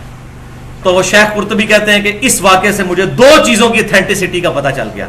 ہم لوگ تو خام مطلب بقول ان کے ذلیل ہو رہے ہیں کتاب و سنت پڑھ پڑھ کے کہ نبی صلی اللہ علیہ وسلم کی بات کیا ہے. یہ ان طریقے سے دین حاصل کرتے ہیں. کہتے ہیں 2 باتیں پتہ چل گئیں. ایک تو اس کا کشف صحیح تھا، وہ پتہ نہیں کیسے پتہ چلا. ایک بندہ جھوٹ بولا ہے سچ، جب تک آپ ویڈیو نہ دیکھ لیں آپ کیسے کسی کی تصدیق کر سکتے ہیں. کہتے ہیں مجھے کنفرم ہو گیا. اور وہ اس طرح کنفرم ہوا کہ دوسری جو چیز کنفرمیشن ہوئی کہ 70,000 دفعہ کلمہ پڑھ کے زبردستی بھی اللہ تعالیٰ سے کسی کو بخشوایا جا سکتا ہے جو میں نے بلٹی کروایا تھا. تو کہتے ہیں یہ چیز کنفرم ہوگی ولیعوذ باللہ تعالی. اب یہ ختم نبوت پر ڈاکہ نہیں تو اور کیا ہے. ہمارے بھولے بھائی جو ہے تبلیغی جماعت کے، میں ان کو نہیں مجرم ٹھہراتا. مجرم وہ علماء ہیں اور وہ ان کے بڑے لیڈرز ہیں جو ان کو یہ کتابیں دے کر تو گلی گلی پھروا رہے ہیں اللہ کی کتاب کو چھوڑ کر. ولیعوذ باللہ تعالی. اسی طریقے سے کشف المحجوب والا جو واقعہ ہے وہ دونوں میں پہلے بتا چکا کہ بازید بستامی کا دعویٰ علی بن عثمان اجویری نے نقل کیا کہ انہوں نے جب تیسری دفعہ حج کیا تو اللہ تعالیٰ کو بھی دیکھ لیا. اور کہتے ہیں کعبہ نہیں دیکھا، ہاں کعبے کے مالک کو وہاں پر دیکھ لیا. ولیعوذ باللہ. تو میرے 3 ریسرچ پیپرز اس پہ چھپ چکے ہیں. پہلا ریسرچ پیپر ہے قبروں سے فیض کے عقیدے کا تحقیقی جائزہ، جس میں 8 اسی قسم کے واقعات ہیں. اہل سنت پاک.com پر 3 MB کی فائل ہے، 4 صفحوں پر وہ اپلوڈ ہے. دوسرا ریسرچ پیپر 2A کے نام سے اندھا دھند پیروی کا انجام، اس میں 19 گستاخانہ عبارات ہیں جس پہ میرا لیکچر بھی ہے 71B کے نام سے. اور تیسرا ریسرچ پیپر 2B کے نام سے غیر اسلامی نظریات بامقابلہ صحیح اسلامی عقائد، اس میں 32 اس قسم کی عبارتیں موجود ہیں پورے ریفرنسز کے ساتھ. جسے چاہیے ہو تو وہاں سے وہ ڈاؤن لوڈ کر سکتا ہے. اور اس میں آپ حیران ہوں گے یہاں تک واقعہ لکھا ہوا ہے ارواح ثلاثہ کے اندر. اشرف علی تھانوی صاحب نے کہتے ہیں اسلام کے لیے بڑی خدمات ہیں. اب یہ بھی تو انہوں نے خدمت کی. ارواح ثلاثہ میں انہوں نے نقل کیا، نام ہی دیکھ لیں کتنا خطرناک ہے، 3 روحوں کا بیان ارواح ثلاثہ. اس میں وہ نقل کرتے ہیں قبروں سے فیض والے، میں نے پمفلٹ میں بھی ڈالا ہے کہ قاسم ننوتوی صاحب جنہوں نے مدرسہ دیوبند بنایا تھا، مرنے کے کئی سال کے بعد وہ قبر سے باہر نکلے اور دیوبند مدرسے میں 2 مولویوں کے درمیان جھگڑا تھا، ان کی صلح کروا کے دوبارہ قبر کے اندر واپس چلے گئے. اور اشرف تھانوی صاحب اس میں شرح کرتے ہوئے لکھتے ہیں، اس کی شرح لکھ رہے ہیں واقعے کی. ہم تو کتاب و سنت کی شرح بیان کرتے ہیں، اس واقعے کی شرح بیان کر رہے ہیں کہ ہو سکتا ہے کہ اس روح نے اللہ سے اجازت لے کے قبر سے اپنا جسم اٹھایا ہو اور باہر آ گئی ہو. اور یہ بھی ہو سکتا ہے کہ روح نے اجزاء میں خود تصرف کر کے اپنا جسم تیار کر لیا ہو، اپنا جسم خود، اور پھر باہر نکلا ہے. یہ اشرف تھانوی صاحب نے اس کی شرح بھی بیان کی ہے. اور اس امام میں نے کہا بہت ننگے ہیں. اہل حدیث حضرات کی طرف سے بھی ایک بڑی ڈینجرس کتاب ہے کرامات اہل حدیث. وہ بھی جھوٹ کا اور شرکی عقائد کا پلندہ ہے. لیکن میں اس حوالے سے اہل حدیث علماء کی تعریف کرتا ہوں کہ انہوں نے خود ہی اس مولوی کو اور اس کتاب سے اعلان برات کر دیا ہے. اگرچہ یہ کتاب چھپ رہی ہے کرامات اہل حدیث، لیکن کتنے بڑے بڑے علماء ہیں جنہوں نے اس کو ریجیکٹ کر دیا کہ اس کتاب کے ساتھ ہمارا کوئی تعلق نہیں. اس میں بھی اس قسم کے بڑے بےہودہ واقعات موجود ہیں. یہ میں اس لیے بیان کر رہا ہوں تاکہ کوئی یہ نہ کہے کہ فلاں کی تھی وہ چھوڑ دی. اسی طریقے سے اہل تشیع کی تو آپ جو کتاب کھولیں اس میں تو یہ چیزیں موجود ہیں. لیکن الحمدللہ اب ہمارے لیکچرز کے ذریعے اللہ تبارک و تعالی ہدایت دینے والا ہے, بات لوگوں تک الحمدللہ حق بات پہنچ رہی ہے. اب اس میں جب یہ باتیں کریں گے تو بڑا لیم ایکسکیوز دیں گے آپ کو, اور جی اللہ تعالیٰ چاہے تو کرامت نہیں دکھا سکتا, آپ کرامت کے منکر ہیں.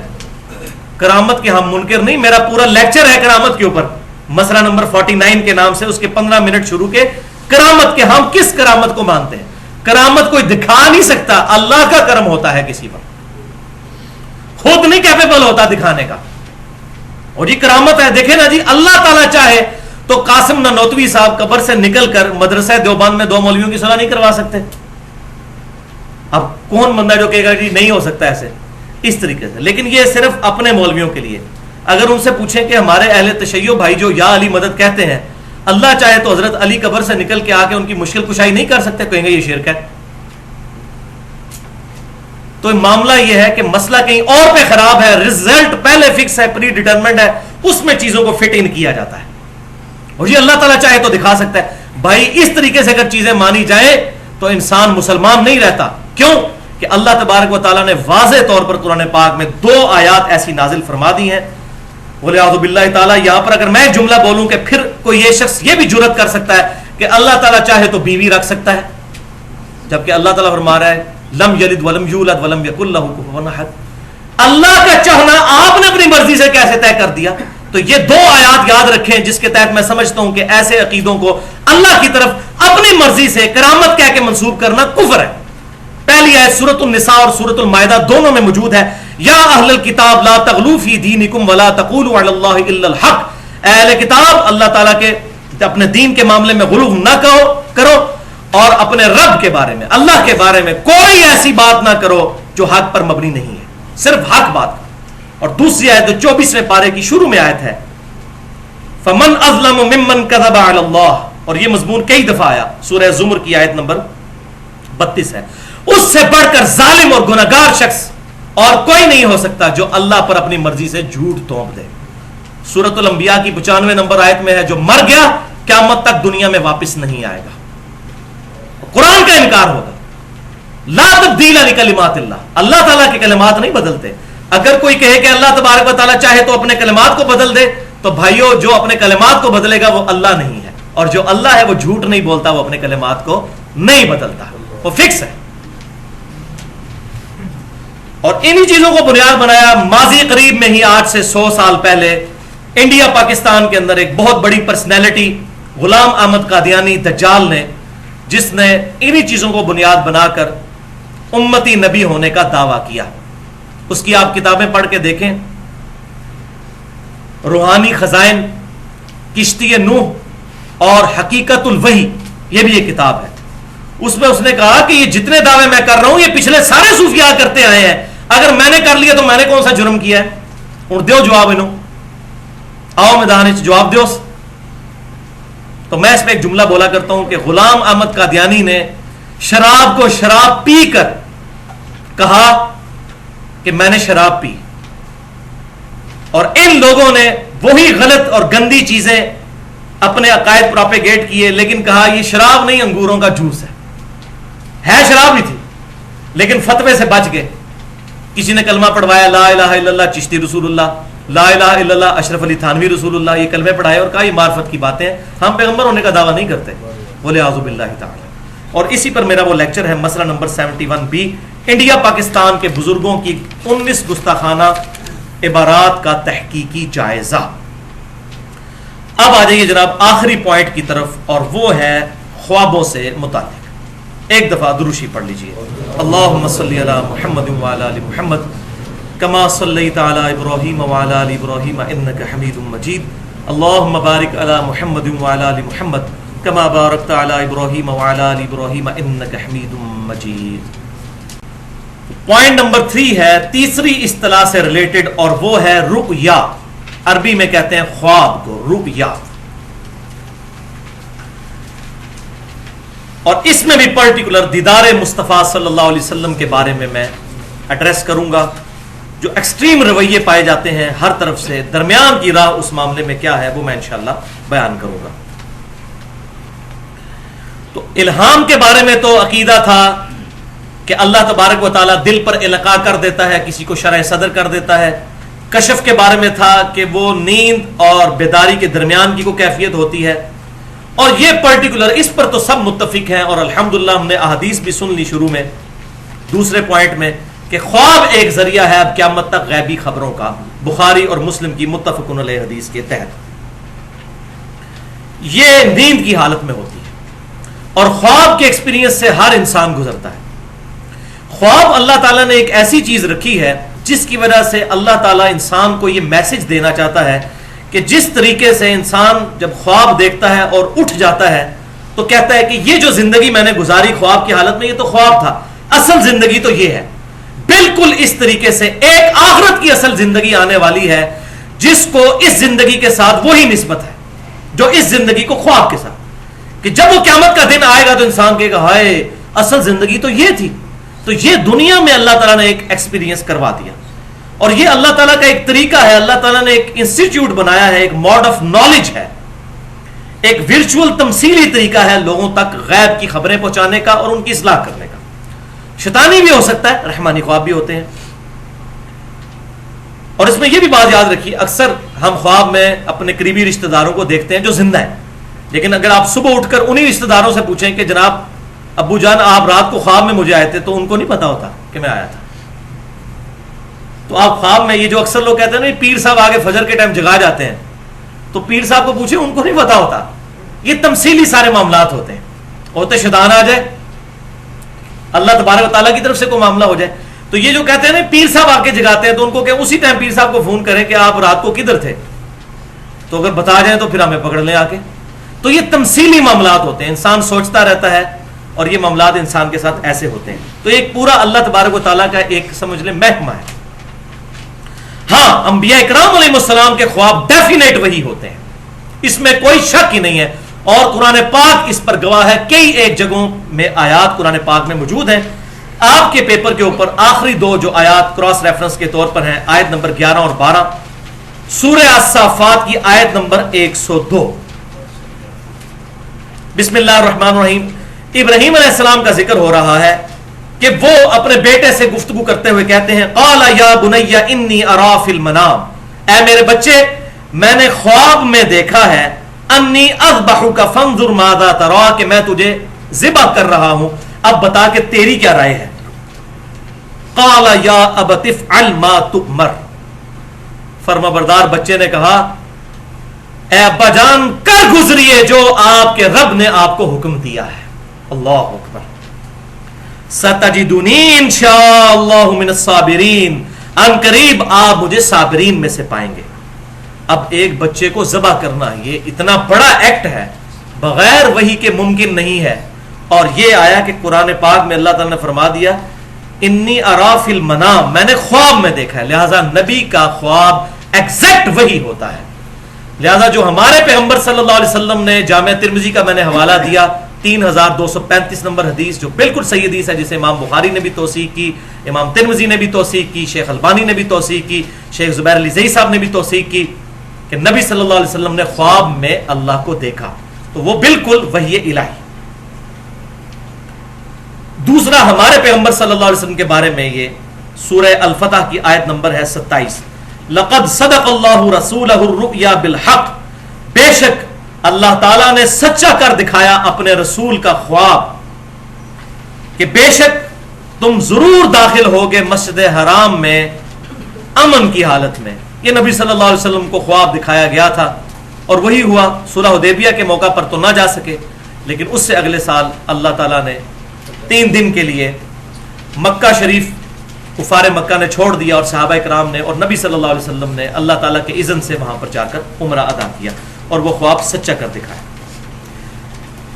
اب یہاں پر بڑی اہم بات کہ ختم نبوت کے بعد اب قیامت تک کے لیے صرف ایک ذریعہ ہے غیبی خبروں کا، اور وہ ہے خواب. اکلوتی شکل جو میں پہلے حدیث بیان کر چکا صحیح بخاری سے، انٹرنیشنل نمبر کے مطابق 6990 کہ نبوت کی خبروں میں سے اب صرف خواب باقی ہیں، مبشرات باقی ہیں، اور پھر فرمایا یہ خواب ہے. دوسری حدیث صحیح بخاری اور صحیح مسلم کی متفق علیہ حدیث ہے کہ مومن کا خواب نبوت کی خبروں کا 46واں حصہ ہے. مومن کا خواب، انبیاء کا تو خواب ہے ہی ہے، مومن کا خواب بھی. اس خواب کے ذریعے اللہ تعالیٰ مستقبل کی خبر بھی دے سکتا ہے اور دین کا کوئی مسئلہ بھی بتا سکتا ہے، لیکن اس میں خواب حجت نہیں ہوں گے، کتاب و سنت پر پیش کیا جائے گا. مستقبل کی خبر کسی کو خواب میں دکھائی جا سکتی ہے، لیکن وہ جب تک خبر واقع نہ ہو جائے کوئی کہہ نہیں سکتا کہ یہ بات ٹھیک تھی. وہ ہونے کے بعد پتہ چلے گا. مثال کے طور پہ میں آپ کو اپنا پرسنل ایک واقعہ بتاتا ہوں. اگست 2005 کی بات ہے، یعنی تقریباً 8 سے سمجھ لیں 7-8 سال پہلے کی، کہ میں نے خواب میں دیکھا کہ اللہ تعالیٰ نے مجھے ایک بیٹی دی ہے اور مجھے وہ اس کی شکل بھی پورا فیچرز دکھائے گئے خواب میں، اگست 2005 میں. اور اس کے پھر 4 مہینے کے بعد 3 دسمبر 2005 کو اللہ تعالیٰ نے مجھے الحمدللہ بیٹی کی دولت سے نوازا، اور ایگزیکٹ وہی شکل تھی جو میں نے 4 مہینے پہلے خواب میں دیکھی تھی.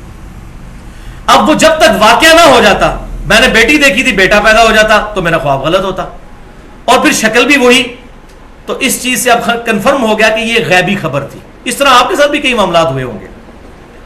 لیکن دین کے معاملات جو ہیں وہ اگر خواب میں ایسے معاملات ہوں وہ حق ہو سکتے ہیں، لیکن ان کو کتاب و سنت پر پیش کیا جائے گا. ایسا نہیں ہے کہ کتاب و سنت کے بغیر کسی کی ذاتی انٹرپریٹیشن مان لی جائے. صحیح بخاری اور صحیح مسلم کی متفق علیہ حدیث ہے کہ اچھے خواب اللہ کی طرف سے ہیں اور برے خواب شیطان کی طرف سے ہیں.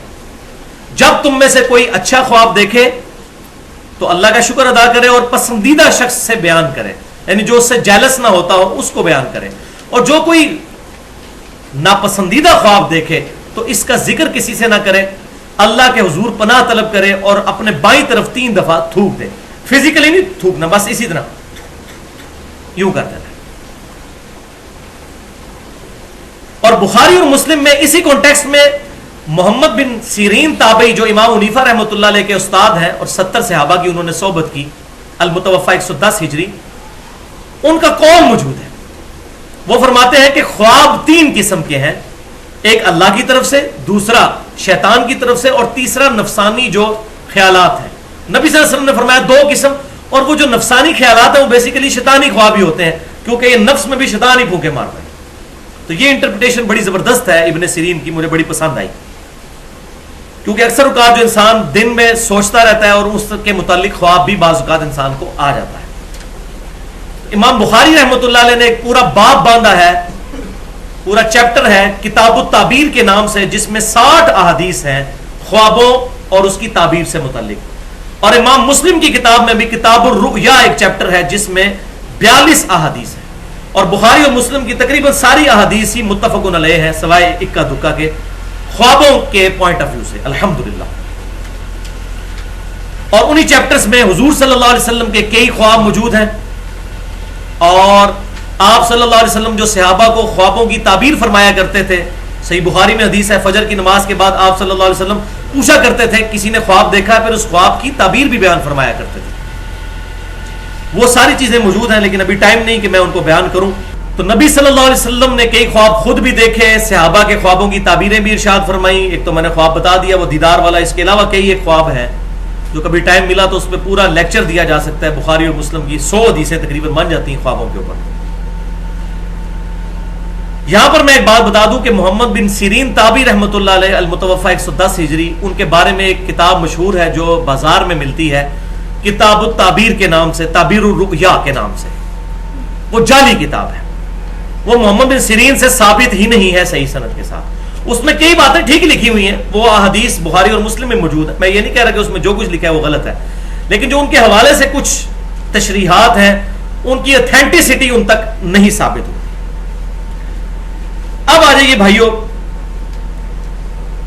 اس بات کی طرف کہ کیا خواب میں امام کائنات سید الاولین والآخرین شفیع المذنبین رحمت للعالمین سیدنا و مولانا امام اعظم محمد رسول اللہ صلی اللہ علیہ وسلم کی زیارت ہو سکتی ہے یا نہیں؟ اس میں 2 حدیثیں ہیں جن کو میں ڈسکس کروں گا اور پھر ہمارا یہ لیکچر مکمل ہو جائے گا. بالکل بالکل زیارت ہو سکتی ہے. پہلی حدیث صحیح بخاری اور مسلم کی متفق علیہ حدیث ہے. صحیح بخاری میں انٹرنیشنل نمبرنگ کے مطابق 6996 اور 110 اور صحیح مسلم میں 5919 کہ آپ صلی اللہ علیہ وسلم نے فرمایا جس شخص نے مجھے خواب میں دیکھا تو بے شک اس نے مجھی کو دیکھا. شیطان میری شکل کی مثال اختیار نہیں کر سکتا. میری شکل میں جس نے مجھے دیکھا اس نے مجھی کو دیکھا. میری شکل کو شیطان اختیار نہیں کر سکتا. یعنی اللہ تعالیٰ جب بھی دکھائے گا نبی صلی اللہ علیہ وسلم کو تو نبی صلی اللہ علیہ وسلم کو ہی دکھایا جا رہا ہوگا. یہ نہیں ہوگا کہ شیطان آپ صلی اللہ علیہ وسلم کی ایگزیکٹ شکل اڈاپٹ کر کے خواب میں آ جائے. یہ بہت بڑا پروٹوکول آپ صلی اللہ علیہ وسلم کو دیا گیا. اب اس پہ پنڈولم کی دو ایکسٹریمز ہیں. ایک ایکسٹریم پہ وہ لوگ ہیں جو ان خوابوں کی بنیاد کے اوپر آئے دن خواب بیان کرتے ہیں. ہمارے فلاں بزرگ نے دیکھ لیا خواب اور یہ ہو گیا وہ ہو گیا. ان کو قرآن و سنت سے بات بتائیں وہ کہتے ہیں نہیں ہم نے خواب دیکھ لیا. وہ قرآن کو بھی نہیں مانتے پھر سنت کو بھی انکار کر دیتے ہیں ان خوابوں کی بنیاد پہ. یہ ایک ایکسٹریم پہ لوگ ہیں. دوسری ایکسٹریم پہ وہ لوگ ہیں جو لوگ کیٹاگوریکل ڈینائی کر دیتے ہیں نہیں جی صحابہ کے علاوہ تو نبی صلی اللہ علیہ وسلم کو خواب میں کوئی دیکھ ہی نہیں سکتا کیونکہ حضور کی شکل کا صرف صحابہ کو پتا تھا. تو بھائیو اگر یہ بات ہوتی تو حضور خود بتا کے جاتے ہیں یہ صرف صحابہ کے لیے حدیث ہے قیامت تک کسی اور کے لیے نہیں ہے. تو یہ بھی انٹرپریٹیشن بالکل غلط ہے. حق بات پینڈولم کی دو ایکسٹریمز کے درمیان ہے کہ نبی صلی اللہ علیہ وسلم کو دیکھا جا سکتا ہے قیامت تک کوئی امتی بھی دیکھ سکتا ہے لیکن لیکن لیکن اس شکل مبارک میں جو احادیث کے ذریعے ہم تک ٹرانسفر ہوئی ہیں اگر وہ شکل مبارک ہوگی تو آپ صلی اللہ علیہ وسلم کو دیکھا جا سکتا ہے. اور اس کی کئی ایک مثالیں موجود ہیں احادیث کی کتابوں میں. یہ تاریخ کی یا بزرگوں کی لکھی ہوئی کتابیں نہیں ہیں. 5 مثالیں میں بیان کر دیتا ہوں تاکہ ہمارا ایمان تازہ ہو جائے اس حوالے سے. صحیح مثال نمبر 1 مسند امام احمد میں انٹرنیشنل نمبرنگ کے مطابق 2165 نمبر حدیث ہے کہ آپ صلی اللہ علیہ وسلم کی وفات کے 50 سال کے بعد 61 ہجری میں سیدنا عبداللہ ابن عباس رضی اللہ تعالیٰ عنہ صحابی نے حضور کو خواب میں دیکھا. اور یہ حدیث مشکات میں 6181 نمبر ہے. شیخ البانی بھی اسے صحیح کہتے ہیں. شیخ زبیر علی زئی صاحب نے بھی اس پر صحت کا حکم لگایا. پوری امت اس کو نقل کرتی ہے یہ الحمدللہ. ابن عباس کہتے ہیں کہ ایک دن دوپہر کے وقت میں نے نبی صلی اللہ علیہ وسلم کو خواب میں دیکھا. آپ صلی اللہ علیہ وسلم پریشان بال بکھرے ہوئے پرانگدہ حالت اور ہاتھوں میں ایک خون کی شیشی اٹھائی ہوئی ہے جس کے اندر خون ہے. میں نے پوچھا اے اللہ کے نبی میرے ماں باپ آپ پر قربان یہ آپ کی کیا حالت ہے. آپ صلی اللہ علیہ وسلم کو کس نے غمناک کر دیا؟ تو آپ صلی اللہ علیہ وسلم نے فرمایا کہ یہ میرے حسین اور ان کے ساتھیوں کا خون ہے. آج صبح سے کربلا میں اس خون کو سمیٹ رہا ہوں. میرے حسین اور اس کے ساتھیوں کو وہاں پر شہید کر دیا گیا. ابن عباس کہتے ہیں کہ میں گھبرا کے اٹھا. میں نے وہ دن اور تاریخ نوٹ کیا. وہ 10 محرم 61 ہجری تھا. اور بعد میں خبر آئی ظاہر ہے اس وقت کوئی انٹرنیٹ نہیں تھا کوئی موبائل فون سروس نہیں تھی. کتنے عرصے کے بعد خبر آئی کہ اسی دن سیدنا حسین اور ان کے ساتھیوں کو ظلماً شہید کیا گیا فرات کے کنارے. وَلِعَاذُ بِاللَّهِ تَعَالَى. اس کی ڈیٹیل پوری سننی ہو تو مسئلہ نمبر 61 کے نام سے حسینیت اور یزیدیت کا تحقیقی جائزہ اہل سنت پاک.com پر میری پوری گفتگو موجود ہے جو ایکسپلوسیو گفتگو ہے الحمدللہ 2.25 گھنٹے کی. تو یہاں پر یہ الفاظ ہے کہ میں صبح سے ان کا خون جمع کر رہا ہوں. تو میں وہی بات کروں گا. یہ بات تمثیلاً ہے. اپنے ماں باپ کو آپ خواب میں دیکھیں ان سے پوچھیں ان کو نہیں پتا ہوگا. کہیں بھی یہ اللہ تبارک و تعالیٰ کا ایک پورا انسٹیٹیوٹ ہے. یہ مثال کے طور پر تمثیلاً بات دکھائی جاتی ہے. صحیح بخاری میں موجود ہے آپ صلی اللہ علیہ وسلم نے خواب دیکھا کہ آپ کے سامنے بھینس ذبح ہو رہی ہے. تو آپ صلی اللہ علیہ وسلم نے فرمایا اس کی تعبیر میں نے کہی ہے یہ کی ہے کہ غزوہ احد میں مسلمانوں کو تکلیف پہنچے گی. اور وہی ہوا 70 صحابہ شہید ہوئے. اب بھینس تو ہندوؤں کے نزدیک معتبر ہے. تو نبی صلی اللہ علیہ وسلم کو ایک مثال کے طور پر ایک خون دکھایا گیا بھینس کے ذبح ہونے کا. اتنا خون مراد اس سے یہ تھی کہ صحابہ کرام کثرت کے ساتھ ذبح ہوں. اللہ ان سے راضی ہو اور ہمیں بھی قیامت والے دن ان کا ساتھ نصیب فرمائے جنہوں نے اسلام کے لیے قربانیاں دی الحمدللہ. صحیح خواب نمبر 2 کی مثال صحیح مسلم میں انٹرنیشنل نمبرنگ کے مطابق 79 نمبر روایت ہے. مقدمے کے اندر ہی امام مسلم رحمۃ اللہ علیہ لے کر آئے ہیں کہ سیدنا علی بن مسہر تبع تابعی، یہ تابعی بھی نہیں ہے، تبع تابعی ہے، وہ کہتے ہیں کہ میں نے اور حمزہ نامی ایک تبع تابعی نے ابان بن ابی عیاش المتوفا 140 ہجری، جو ایک کذاب تابعی تھا، 140 ہجری میں فوت ہوا، اس سے میں نے 1000 احادیث نقل کی ہیں، امام مسلم لے کر آ رہے ہیں۔ وہ کہتے ہیں بعد میں اپنے کلاس فیلو جب حمزہ کو ملا تو میں نے اس سے ذکر کیا کہ ہم نے اس سے جو احادیث نقل کی، تو حمزہ نے بتایا کہ بھائی میرے، مجھے نبی صلی اللہ علیہ وسلم کی خواب میں زیارت ہوئی اور میں نے ابان بن ابی عیاش سے سنی ہوئی 1000 حدیثیں حضور کے سامنے زبانی پڑھی خواب میں، حضور نے صرف 5 یا 6 حدیثوں کی تصدیق کی، باقی سب کے بارے میں فرمایا یہ میری حدیثیں نہیں ہیں۔ یہ کہتے نہیں حدیث تو حدیث ہوتی ہے، وہی ڈگری تو ڈگری ہوتی ہے، چاہے جعلی ہو یا اصلی، وہ جو پاکستانی سیاستدان کہتے ہیں حدیث تو حدیث ہوتی ہے چاہے جعلی ہو یا اصلی، کتابوں میں تو آ گئی نا۔ یہ سن لیں، صحیح مسلم کی پہلی حدیث ہی مقدمے میں یہ ہے کہ جس نے میری طرف جھوٹی حدیث منسوب کی وہ اپنا مقام دوزخ میں دیکھ لے، وَلِعَاذُ بِاللَّهِ تعالیٰ۔ اور یہ بخاری میں بھی حدیث ہے، اس میں میرا پورا لیکچر ہے، مسئلہ نمبر 36 کے نام سے 1.5 گھنٹے کی گفتگو، ضعیف الاسناد اور من گھڑت احادیث کے فتنے کا تحقیقی جائزہ، اس میں نے کئی ایک مثالیں اس کی بیان کی۔ یہ ابان بن ابی عیاش وہی راوی ہے، یہ وہی خبیث ہے جس کو اہل سنت اور اہل تشیع دونوں کذاب کہتے ہیں، اور پھر وہی ہمارے اہل تشیع میں سے رافضی جو ہیں وہ اسی کی روایت پیش کرتے ہیں جی سیدنا عمر نے حضرت فاطمہ کے گھر کو آگ لگا دی تھی، وَلِعَاذُ بِاللَّهِ تعالیٰ۔ اس حدیث میں بھی راوی یہ ابان ہے، یہ وہ خبیث راوی ہے، کذاب جھوٹا، ابان بن ابی عیاش۔ تیسری مثال خواب کی، سنن نبی داؤد میں انٹرنیشنل نمبر کے مطابق 5077 نمبر، سنن ابن ماجہ میں 3867 اور سنن نسائی الکبریٰ کے اندر بھی موجود ہے 9855۔ حماد تابعی کہتے ہیں کہ میں نے ابو عیاش رضی اللہ تعالیٰ عنہ سے ایک حدیث سنی، اور یہ ریفرنس الحمدللہ ہمارے اذکار والے کارڈ پہ بھی موجود ہے، صبح شام کے جو اذکار والا کارڈ ہے اہل سنت پاک.com پہ وہ رکھا ہوا ہے۔ کہتے ہیں میں نے حدیث سنی ابو عیاش رضی اللہ تعالیٰ عنہ سے، حماد تابعی کہتے ہیں کہ آپ صلی اللہ علیہ وسلم نے فرمایا جس شخص نے صبح کے وقت ایک دفعہ پڑھ لیا لا الہ الا اللہ وحدہ لا شریک لہ لہ الملک ولہ الحمد وہو علی کل شیء قدیر، تو شام تک اللہ تعالیٰ اس کی شیطان سے حفاظت فرمائے گا، نمبر 1۔ نمبر 2، اس کو ایک غلام آزاد کرنے کا، اور وہ بھی اسماعیل علیہ السلام کی اولاد سے، ثواب عطا فرمائے گا۔ نمبر 3، اس کے 10 درجات بلند کر دے گا۔ نمبر 4، اس کے 10 گناہوں کو معاف کر دے گا، اور نمبر 5، اسے 10 نیکیاں عطا فرمائے گا۔ اب یہ 5 فضیلتیں ایک دفعہ یہ پڑھنے کی، اور جو شام کے وقت کرے گا تو صبح تک اللہ تعالیٰ اس کو محفوظ قلعے میں رکھے گا، اور یہی ساری فضیلتیں ہوں گی۔ اب اتنی بڑی فضیلت، حماد تابعی کہتے ہیں کہ نبی صلی اللہ علیہ وسلم کی مجھے زیارت ہوئی تو میں نے کہا یا رسول اللہ یہ آپ کی حدیث ہے، مجھے کنفرم کر دیجئے۔ دیکھیں ان لوگوں کو ہمیشہ نیکیوں کی فکر ہوتی تھی کہ اتنی بڑی فضیلت ہے، یہ حدیث صحیح ہے یا ضعیف ہے؟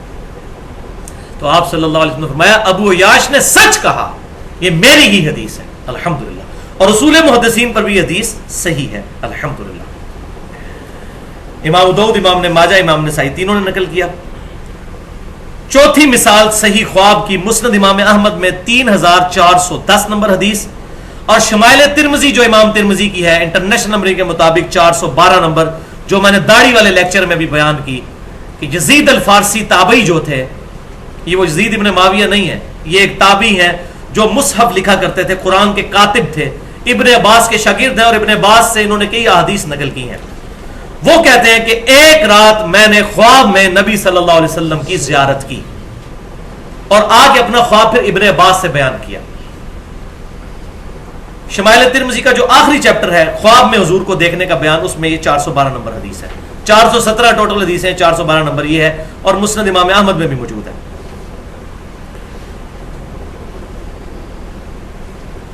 تو وہ کہتے ہیں میں نے ابن عباس سے کہا کہ میں نے رسول اللہ صلی اللہ علیہ وسلم کو خواب میں دیکھا، تو ابن عباس نے کہا جلدی جلدی اپنا خواب بیان کرو، میں نے رسول اللہ سے سنا جس شخص نے مجھے خواب میں دیکھا اس نے مجھے کو دیکھا، میری شکل میں شیطان نہیں آ سکتا۔ تو انہوں نے پھر بڑا پیارا خواب بیان کیا، اس کے اینڈ پر ابن عباس نے تصدیق کی کہ اگر تم بیداری میں بھی حضور کو دیکھ لیتے تو اس سے مختلف نہ پاتے، تم نے رسول اللہ ہی کو خواب میں دیکھا ہے۔ اب انہوں نے نہیں کہا کہ قیامت تک کوئی دیکھ ہی نہیں سکتا، وہ تابعی تھے، صحابی تو نہیں تھے جنہیں خواب دیکھا.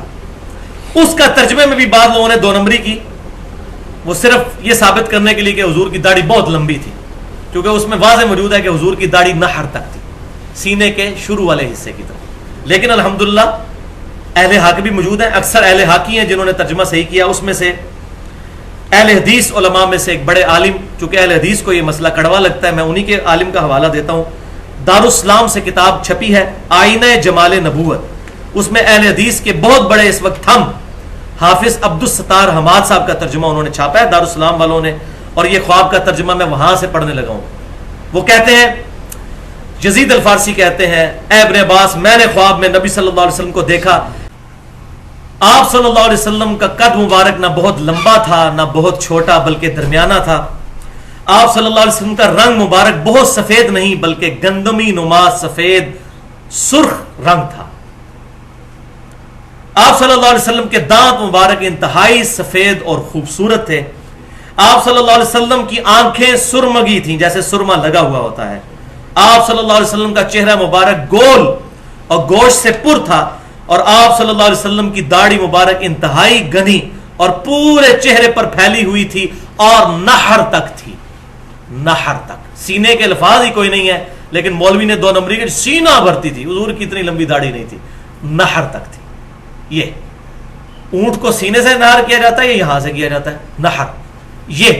یہ جہاں پر یہ ہلکا سا سمجھے کہ ٹرف بنا ہوا ہوتا ہے، یہاں پر یہ گلے والا آخری حصہ جہاں سے سینہ شروع ہوتا ہے، سینہ یہاں سے شروع ہو کے ناف تک جاتا ہے، یہ سینے کا ابتدائی حصہ. اور وہی انہوں نے ترجمہ کیا کہ آپ صلی اللہ علیہ وسلم کی داڑھی مبارک سینے کے شروع کے حصے پر، ابتدائی حصے پر پھیلی ہوئی تھی یہاں تک. اور یہ الحمدللہ مجھ پہ شرح صدر ہوا ہے. میں وہی بات کروں گا کہ اکثر علماء پریشان تھے کہ صحیح بخاری میں آتا ہے کہ عبداللہ بن عمر مٹھی کے بعد داڑھی کاٹ دیا کرتے تھے حج اور عمرے پر، اور ابو داؤد میں ہے کہ مطلقاً مٹھی کے بعد داڑھی کاٹا کرتے تھے. وہ والی جو حدیث ہے ذهب الظمأ وابتلت العروق وثبت الاجر انشاءاللہ، اسی میں موجود ہے کہ وہ تابعی کہتے ہیں کہ عبداللہ بن عمر یہ دعا بھی پڑھتے تھے اور مٹھی کے بعد داڑھی بھی کاٹا کرتے تھے. اور الموطا امام مالک میں ہے کہ صرف اس سال جس سال انہوں نے حج کرنا ہوتا تھا اس سال عبداللہ بن عمر رمضان سے حج تک داڑھی کو تھوڑا لمبا کر لیتے تھے تاکہ حج کے موقع پر داڑھی کاٹیں. تو یہ جو لوگ کہہ رہے ہیں داڑھی وہ حج کے موقع پہ کاٹتے تھے، وہ لمبی انہوں نے 3 مہینے پہلے کی ہوتی تھی، ان کی داڑھی مٹھی تھی. کیوں؟ کہ ان کا یہ ماننا تھا کہ حضور کی داڑھی چونکہ یہاں تک تھی میں اس سے لمبی نہیں کروں گا. جو صحیح بخاری میں 10 حدیثیں ہیں کہ ابن عمر اتنے متبع سنت تھے کہ حضور کے حج کے سفر کے دوران ان جگہوں پر رکا کرتے تھے جہاں حضور صلی اللہ علیہ وسلم رکا کرتے تھے. الحمدللہ. تو داڑھی پر میں نے کافی ڈیٹیل گفتگو کی ہے، داڑھی کی اہمیت اور اس کی مقدار اور اس کے صحیح احکام و مسائل پر مسئلہ نمبر 33 کے نام سے اہل سنت پاک .com پر وہاں ڈیٹیل کے ساتھ داڑھی پر گفتگو سنی جا سکتی ہے. صحیح خواب نمبر 5 سنن دارقطنی حدیث کی کتاب ہے. امام دارقطنی رحمۃ اللہ علیہ المتوفا 382 ہجری، شروع کے ائمہ محدثین میں سے ہیں. ان کی کتاب ہے سنن دارقطنی جس میں 4898 احادیث ہیں. اس میں انہوں نے نماز والے چیپٹر میں یہ خواب نقل فرمایا ہے، اور وہ کہتے ہیں کہ میں نے یہ خواب اپنے استاد سے خود سنا جنہوں نے یہ خواب دیکھا، اور ان کے استاد تبا تابعی تھے 4 صدی کے اندر. ان کا نام تھا امام ابو جعفر بن اسحاق، اور حدیث کا انٹرنیشنل نمبر ہے 1135، جلد 1 صفحہ 293. اور بریلوی مکتبہ فکر کے علماء نے بھی اس کا ترجمہ شائع کیا ہے، دیوبند نے بھی کیا ہے. بریلوی مکتبہ فکر کا جو ترجمہ ہے شبیر برادرز کا، اس میں اس کا نمبر ہے 1110. وہ ترجمہ آپ خود بھی پڑھ سکتے ہیں. نماز کے چیپٹر میں انہوں نے نقل کی احادیث کہ نبی صلی اللہ علیہ وسلم نماز کے شروع میں رفع الیدین کرتے تھے، رکوع میں جاتے وقت رفع الیدین کرتے تھے، اور رکوع سے اٹھ کر رفع الیدین کرتے تھے. یہ احادیث نقل کی. پھر کئی صحابہ کا نقل کیا کہ ان کا یہ عمل تھا. اس کے بعد وہ کہتے ہیں کہ ہمارے استاد نے، امام دارقطنی خود کہتے ہیں کہ میرے استاد نے جو ثقت تبا تابعی ہیں، انہوں نے مجھے خود یہ بات املا کروائی کہ پہلے میں بھی عراقیوں کے مذہب پر تھا، کوفی نجدیوں کے مذہب پر، یعنی میں رفع الیدین کرنے کا قائل نہیں تھا. پھر کہتے ہیں کہ ایک رات میں نے نبی صلی اللہ علیہ وسلم کو خواب میں دیکھا، اور آپ صلی اللہ علیہ وسلم کو میں نے اس حال میں پایا کہ آپ صلی اللہ علیہ وسلم نماز ادا فرما رہے تھے. میں نے دیکھا کہ آپ صلی اللہ علیہ وسلم نے نماز شروع کی تو اپنے دونوں ہاتھ کندھوں تک اٹھائے، جب رکوع میں جانے کا ارادہ کیا تو بھی دونوں کاندھوں تک ہاتھوں کو اٹھایا، اور جب سمی اللہ لمن حمدہ ربنا لک الحمد کہا تو پھر دونوں کندھوں کو تک ہاتھوں کو اٹھایا، یعنی وہ تینوں رفع الیدین کیے۔ تو کہتے ہیں اس سے پہلے میں بھی عراقیوں کے مذہب پر تھا، یعنی رفع الیدین سوائے پہلے کہ کوئی رفع الیدین کوفی نجدیوں کی طرح میں نہیں مانتا تھا۔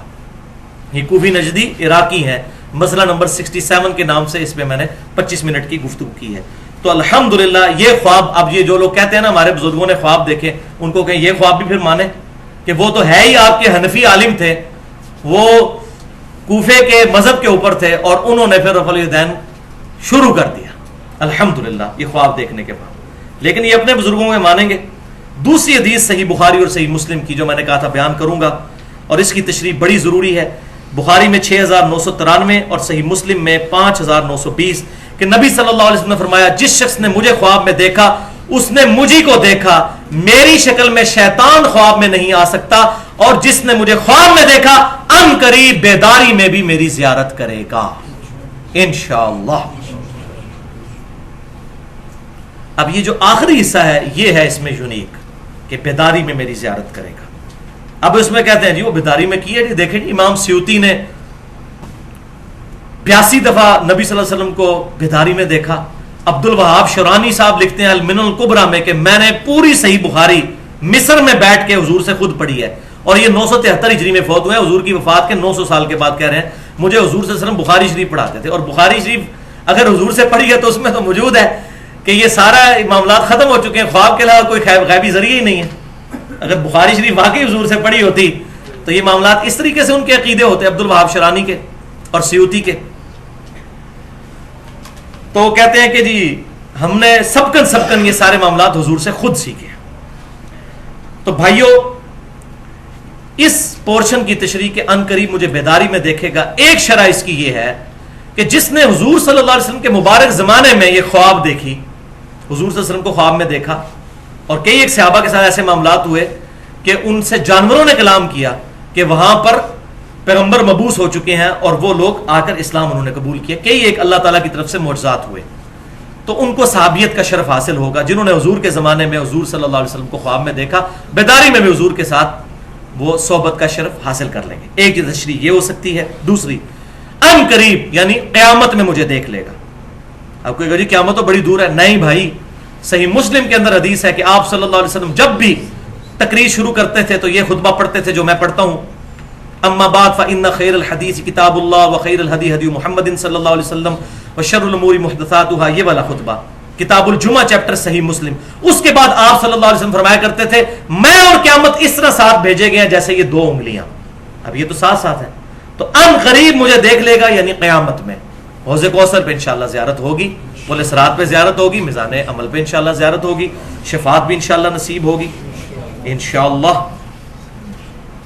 اب یہ عقیدہ اگر کوئی کہتا ہے جی وہ آپ صلی اللہ علیہ وسلم بیداری میں دنیا میں تشریف لے آتے ہیں، تو وہ میں نے پہلے بتا دیا سورۃ الانبیاء کی آیت نمبر 95 ہے کہ جو دنیا سے چلا گیا اب قیامت تک دنیا میں واپس نہیں آئے گا۔ آپ صلی اللہ علیہ وسلم کا جسم مبارک مدینہ شریف کی قبر میں ہے، اور روح مبارک جنت الفردوس میں ہے، اور اس روح اور جسم کا ایک تعلق ہے جو برزخی ہے، جو حیات النبی کا مسئلہ میں نے مسئلہ نمبر 5 کے نام سے اہل سنت پاک.com پر اپلوڈ ہے۔ نہ بالکل ہم برزخی معاملات کو مانتے ہیں، نہ بالکل دنیاوی معاملات کو، درمیان کا ایک معاملہ ہے جو میں نے اس میں حق بات بیان کی ہے الحمدللہ، جو دراصل برزخی ہی ہے۔ تو شیطان آپ صلی اللہ علیہ وسلم کی شکل تو اختیار نہیں کر سکتا، لیکن کسی اور شکل میں آ کے جھوٹ بول سکتا ہے کہ میں تمہارا پیغمبر ہوں، اور یہ میں اپنی طرف سے نہیں شرح کر رہا، اس پہ سارے لوگ متفق ہیں، بریلوی، دیوبندی، اہل حدیث، اہل تشیع، ان کی کتابوں میں بھی یہ بات لکھی ہوئی ہے۔ بلکہ بیداری میں غلام احمد قادیانی نے دعویٰ کر دیا تھا میں ذل محمد ہوں، کیا تھا نا دعویٰ، والعیاذ باللہ تعالی۔ مجھے کئی لوگ ملے ہیں جنہوں نے یہ بات کی جی ہم نے نبی صلی اللہ علیہ وسلم کو کلین شیو دیکھا ہے، اور ڈرتے ڈرتے خواب بیان کیا ہے، تو میں نے ان کو کہا کہ آپ صلی اللہ علیہ وسلم کو نہیں دیکھا، آپ نے شیطان کو دیکھا ہے۔ وہ کہتے ہیں نہیں جی ہمیں خواب میں بتایا گیا، اب ان کو اس حدیث کی شرح نہیں آتی تھی۔ ایک تبلیغی جماعت کے بھائی ملے، بوڑھے، ریٹائرڈ ایئر فورس سے، مجھے کہنے لگے جی میں نے کئی سال پہلے آپ صلی اللہ علیہ وسلم کو خواب میں دیکھا تو میں پھر تبلیغی جماعت میں آ گیا۔ میں نے کہا جی آپ نے کیا دیکھا؟ تو کہنے لگے جی سفید داڑھی، سفید پگڑی، سفید کپڑے۔ وہی جو ہمارا ایک کنسیپٹ ہے. میں نے کہا انا للہ و انا الیہ راجعون. مجھے لگتا ہے آپ نے شیطان کو خواب میں دیکھا. وہ کہنے لگا جی حدیث ہے. میں نے کہا الحمدللہ حدیث تو ہم ماننے والے ہیں, لیکن اس میں ہے کہ میری شکل میں. تو بھائی بخاری اور مسلم کی متفق علیہ حدیث ہے. انس ابن مالک جنہوں نے 10 سال حضور کو وضو کروایا, وہ کہتے ہیں کہ وفات کے وقت اگر میں حضور صلی اللہ علیہ وسلم کے بال مبارک سر اور داڑھی کے ملا کے بھی گنتا تو 20 سے زیادہ سفید نہیں تھے. 20 سے زیادہ میرے سفید ہیں سر کے.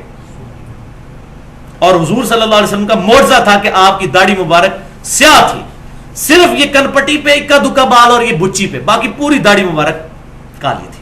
20 سے زیادہ بال سفید نہیں. تو سفید داڑھی میں نبی صلی اللہ علیہ وسلم کو کیسے خواب میں دیکھ لیا؟ تو آپ صلی اللہ علیہ وسلم کو نہیں دیکھا. تو یہ میں جو کہہ رہا ہوں کہ یہ ہماری شرح نہیں, شروع سے صحیح بخاری میں جو شرح لکھی گئی سب سے بیسٹ, جس کو بریلوی, دیوبندی, اہل حدیث, اہل سنت کے روانے والے تینوں گروہ مانتے ہیں, فتح الباری ابن حجر اسقلانی رحمۃ اللہ علیہ, المتوفا 852 ہجری, ان کی لکھی ہوئی ہے صحیح بخاری کی شرح. اس میں انہوں نے لکھا ابن سیرین رحمۃ اللہ علیہ کا قول صحیح سند کے ساتھ, کہ ان کو جب بھی کوئی آگے بتاتا تھا کہ میں نے نبی صلی اللہ علیہ وسلم کی خواب میں زیارت کی, تو کہتے تھے پہلے نشانیاں بتاؤ تم نے حضور کو کس طرح دیکھا. وہ کہتا تھا یہ دیکھا. اگر وہ نشانیاں احادیث کے ساتھ میچ کرتی تھی وہ توثیق کرتے تھے, اور اگر میچ نہیں کرتی تھی وہ کہتے تھے تم نے نبی صلی اللہ علیہ وسلم کو خواب میں نہیں دیکھا.